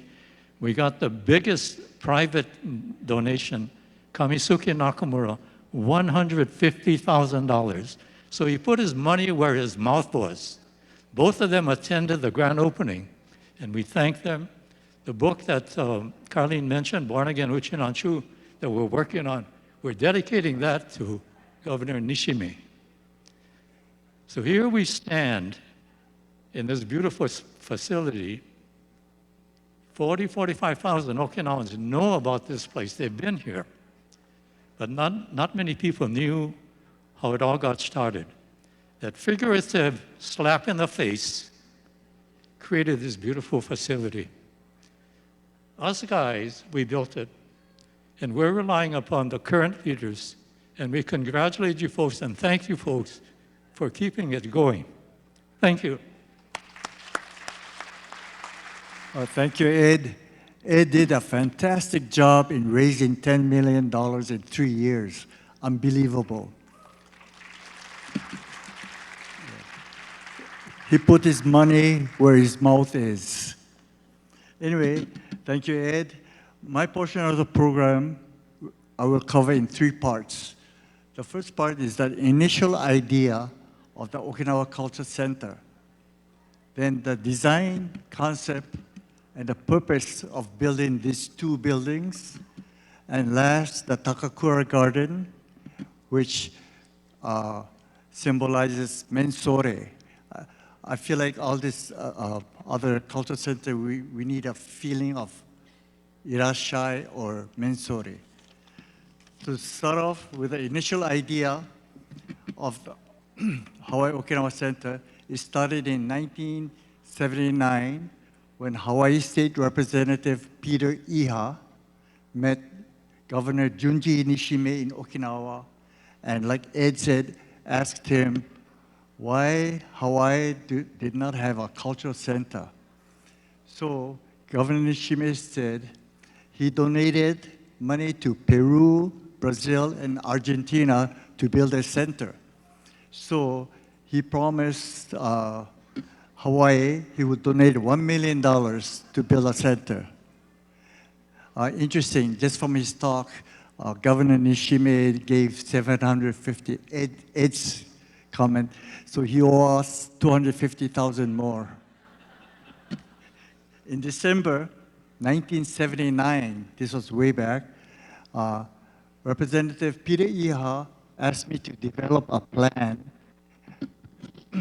to Governor Nishime when he arrives in Okinawa for the 1980th anniversary, similar to our 125th. This was the 80th anniversary. So we had our first meeting, Peter Iha, 5 of us. There were only 5 guys that from HUOA that we had to rush in 2 weeks, come up with a plan for this center. Representative Peter Iha, then Albert Teruya, who was the owner of Times Market, and then Richard Zukimura, who was the 1978-79 president of United Okinawa Association, Stan Takamine, 1979 to 1980 president, and myself, I was just a 38-year-old architect and a nephew of Peter Iha, so I had to do this design in 2 weeks. I had to work overnight anyway. I enjoyed it. The five of us came up with 3 areas of need for our center. Number 1, a museum, library, archive, administration building. People were throwing things away, artifacts, books. You know, they were owned by Nisseis, but they didn't know what to do with them. So a library, archive storage was very important. And so that's the Higa building next door. And then the second building that we needed was a large banquet hall to accommodate 900 guests, sit-down banquet, and 1,200 for theater-style seating for dance and music performances. At that time, we used to meet at Farrington High School, you know, or different places. We didn't have a home. And then important that we should have a large stage with professional lighting and sound system. And the third and very important part of this complex was the garden. We felt that it's important to create an ambience of welcome, mensore. The garden would create tranquility and a sense of place to appreciate the Okinawa culture. Later on, I can tell you about the difference between Japanese garden and Okinawan garden. Anyway, we had a reception and a presentation dinner to Governor Nishime at Flamingo Restaurant. I don't know if you remember that restaurant, owned by Nagaminis. Governor Nishime accepted the plans, and he loved the plans. And like I said, he promised $1 million to start our culture center. And we call it the Bunka Kaikan. The design of the center was a challenge because we felt we had to design to reflect the Okinawa culture and be functional. The floor plan of this building incorporates the Okinawa symbols, if you notice, of the kame, turtle, and tsuru, the crane.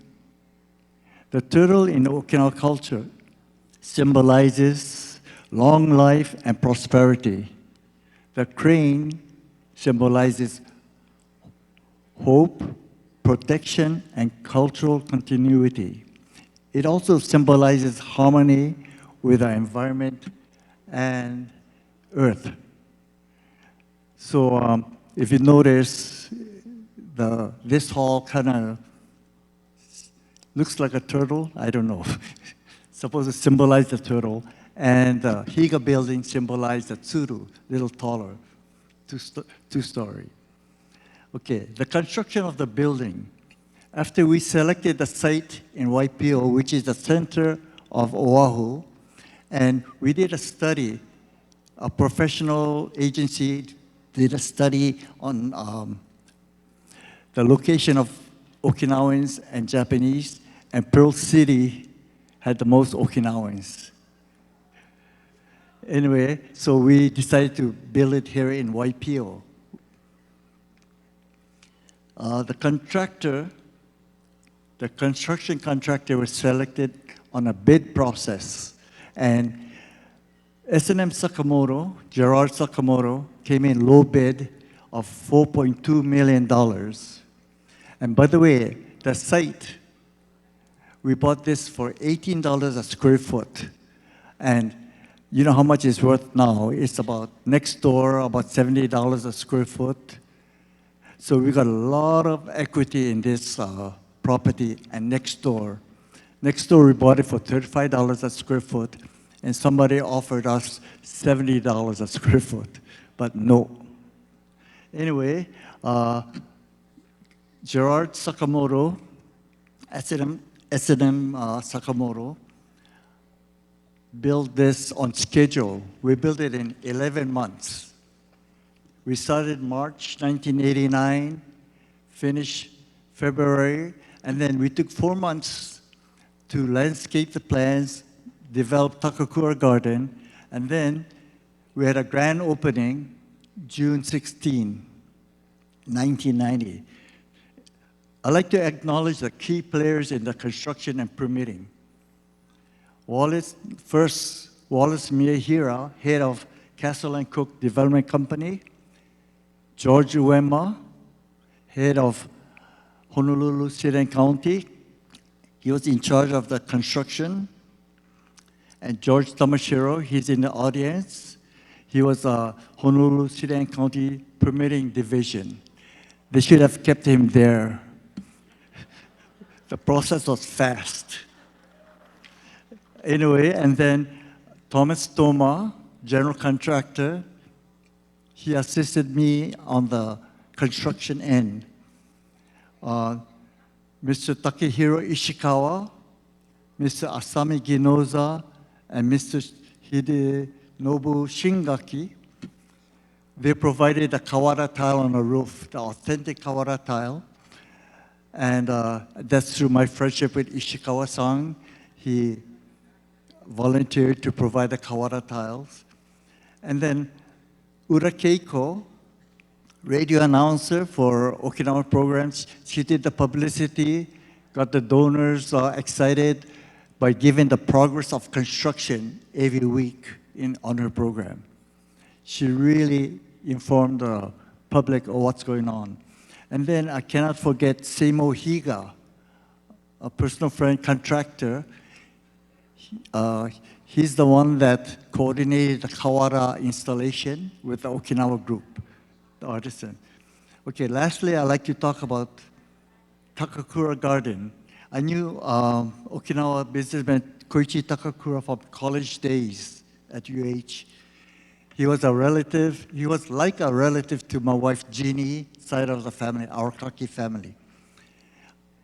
I suggested to Koichi during the design phase, instead of donating $125,000, which they asked, Ed asked, I asked Koichi to donate and build a Takakura Garden, which would be the focal point of this complex.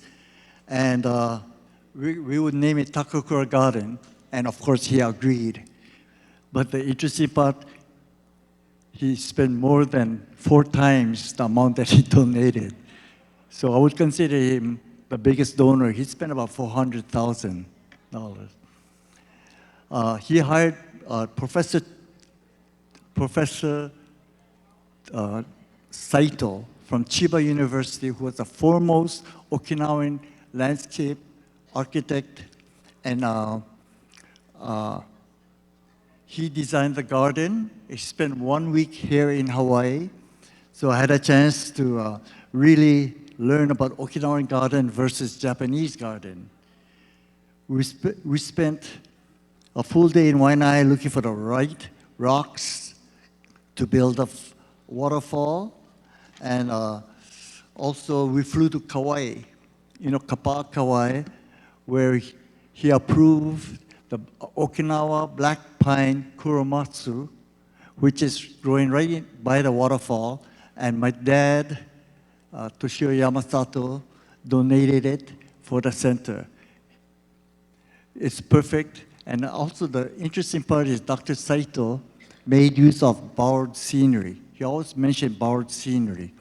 In other words, if you look at a waterfall, in the background, you see the mountains of Waianae, the skies, the trees. It's a borrowed scenery concept of landscape architecture. Like Koichi spent big bucks, and lucky because that was during the time of Japanese bubble. They had a lot of money. Anyway, but now we need to show appreciation to Koichi when it comes to Hawaii. Okay, the last thing I'd like to mention is it was very important to me as the architect of the center to know about the cultural center that Governor Nishime talked about, Peru, Brazil, and Argentina. So in 1988, when I was president of HUOA, I had 68 members of Hawaii UOA take a goodwill trip to South America. It included Goro Arakawa of Waipahu Arakawa store, Mayor Herbert Matayoshi, and of course Stan Takamine, chair of Bunka Kaikan. We went to South America and had a great, wonderful trip. And by the way, I was born in Lima, Peru, so we had red carpet treatment when we went there. But the important part is I planned this trip so I could see the cultural center of Peru, Brazil, and Okinawa, and I wanted to make sure our center was equal or better than their center. Don't mind me, In closing, I'd like to just add that all my work was done for free. I paid for all my trips. The committee and officers of UOA paid for all their trips. At that time, UOA was not financially strong, and so we had to just only pay our subcontractors, whatever they did.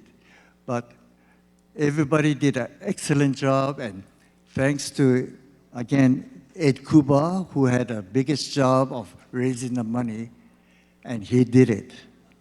Thank you. Oh, by the way,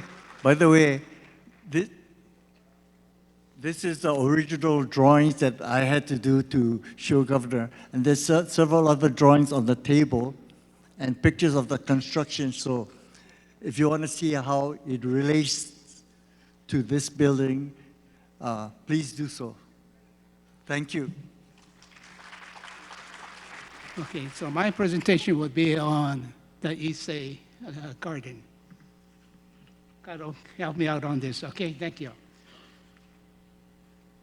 They came 90 years ago, with, a dream that gave children and the children's children and generation after a life of more what they had determined in impoverished Okinawa.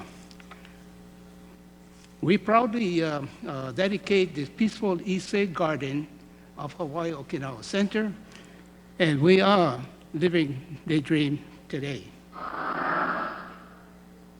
In 1990, Mayor Nakagawa of Kincho and other mayors participated in the opening ceremony of the Hawaii Okinawa Center, June 16, 1990.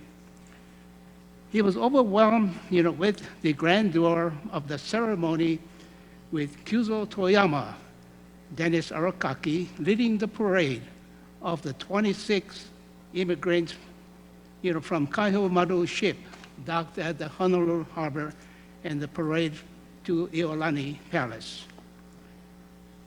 The marble satellite maps of the Pacific Ocean and surrounding countries tracks the Okinawa immigration in search of a better life beyond the horizon and never forgot their ancestral homeland, Kaiho Yoshu. The Issei Garden was a gift from Kin Township Mayor Kiko Nakama, and Kyuzo Toyama, birthplace, is from Kincho. His statue, Posture of Action in Kincho, Okinawa, and the poet's statue, as we see out here at Hawaii Okinawa Center, exemplifies the accomplishments of the Issei's hard work and perseverance that they passed on to their children that followed on their footsteps. And now we can fast forward to year 2000, 100-year anniversary of Okinawa immigration to Hawaii, a year-long cultural events in appreciation to all who helped foster the Okinawa community in Hawaii. Thereafter, the memorial stone was a gift from King Township and Mayor Katsuhiro Yoshida with the help from HUOA volunteers, U.S. Marines at Camp Hansen and Marine Corps Air Station Kaneohe, and the U.S. Navy. They worked together and they transported the stone to Hawaii. In the poem of Kyuzo Toyama, inscribed in the stone, translated, there are 4 oceans in the world, and the landmass are connected to each other. Therefore, we are sisters and brothers. Ichareba Chode. In coordination with OAA, Okinawa Association of America, Hokobe, Kincho Club of Los Angeles, California, and HUOA King Club of Hawaii, and Toyama's relatives, erected an Okinawa haka, a tomb, at the Mililani Memorial Park.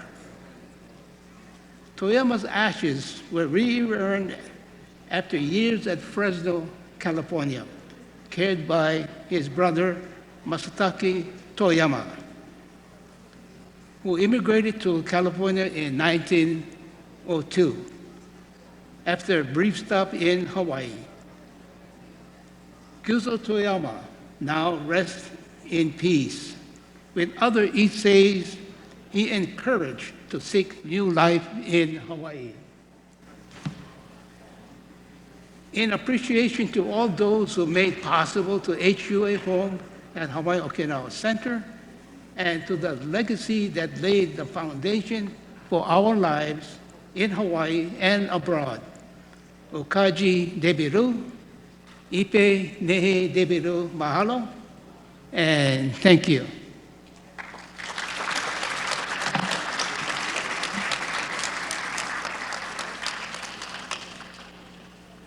And here are 3, we actually get 3 salutes, They cannot see. Bob Nakasone is one of these guys here. He cannot see. The other monkey is me, cannot hear. And the other monkey is Ed Koba. Give him a microphone and he talks for more than an hour. Sorry, I cannot be seen. Okay, so as you know, when you walked in, there was a flyer of upcoming events in the front.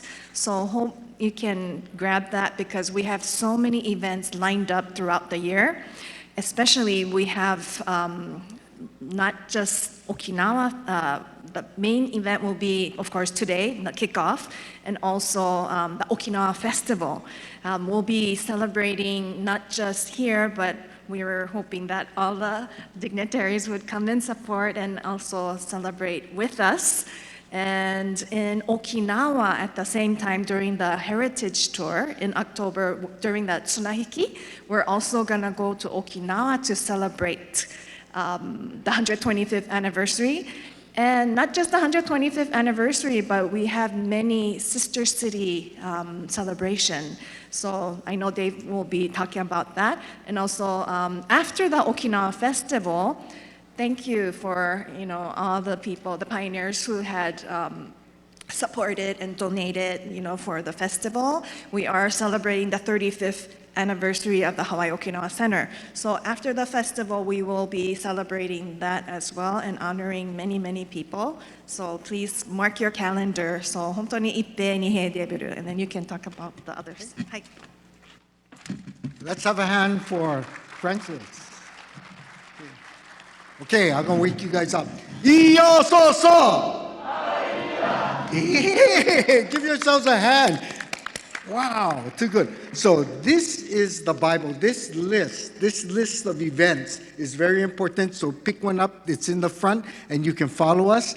I'm the cheerleader this afternoon. So you heard about all of the Okinawan values that we cherish and make Okinawans successful and allow us to do what we do in business, in work, and for our community events like the Okinawan Festival. And it starts with Chimugukuru. You heard about Chimugukuru? It's compassion, it's heart, it's the aloha spirit. And we also embrace the theme Ichiriba Chode. Ichiriba Chode means once we meet, we are brothers and sisters. So it's the concept of ohana. We accept anybody, everybody, Okinawan at heart. Everybody's part of our family. And the third concept is Yui Maru. And Yui Maru is like Hawaiian laulima. That means working together. And that is the only way that we're able to do the Okinawan Festival every year, that Okinawan businesses are successful. And you heard our prior presidents talk about the reason or the way we built this building and the way we built the business building on the other side of the street is with Yui Maru, Chimugukuru, Ichiriba Chode, and the fighting spirit or the go for it spirit. And that word is Chibario. Okay? So let's hear you say Chibario. One. Hey, okay, very good, very good. Okay. They're fast, right? Yeah? Okay. Ita sargutu unegi sabira. Thank you very much. We have come to, or nearly come to the end of our program. Just a few reminders.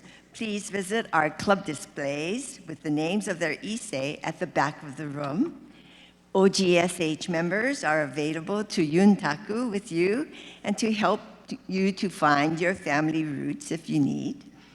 See if you can find the Okinawan plants in the Takakura Garden and take time to visit the Issei Garden, both of which are lovingly cared for and maintained by our volunteer gardeners who come daily. At this time, even if they may not be here, would you please give a hand for these gardeners who come and work very diligently to keep our home beautiful.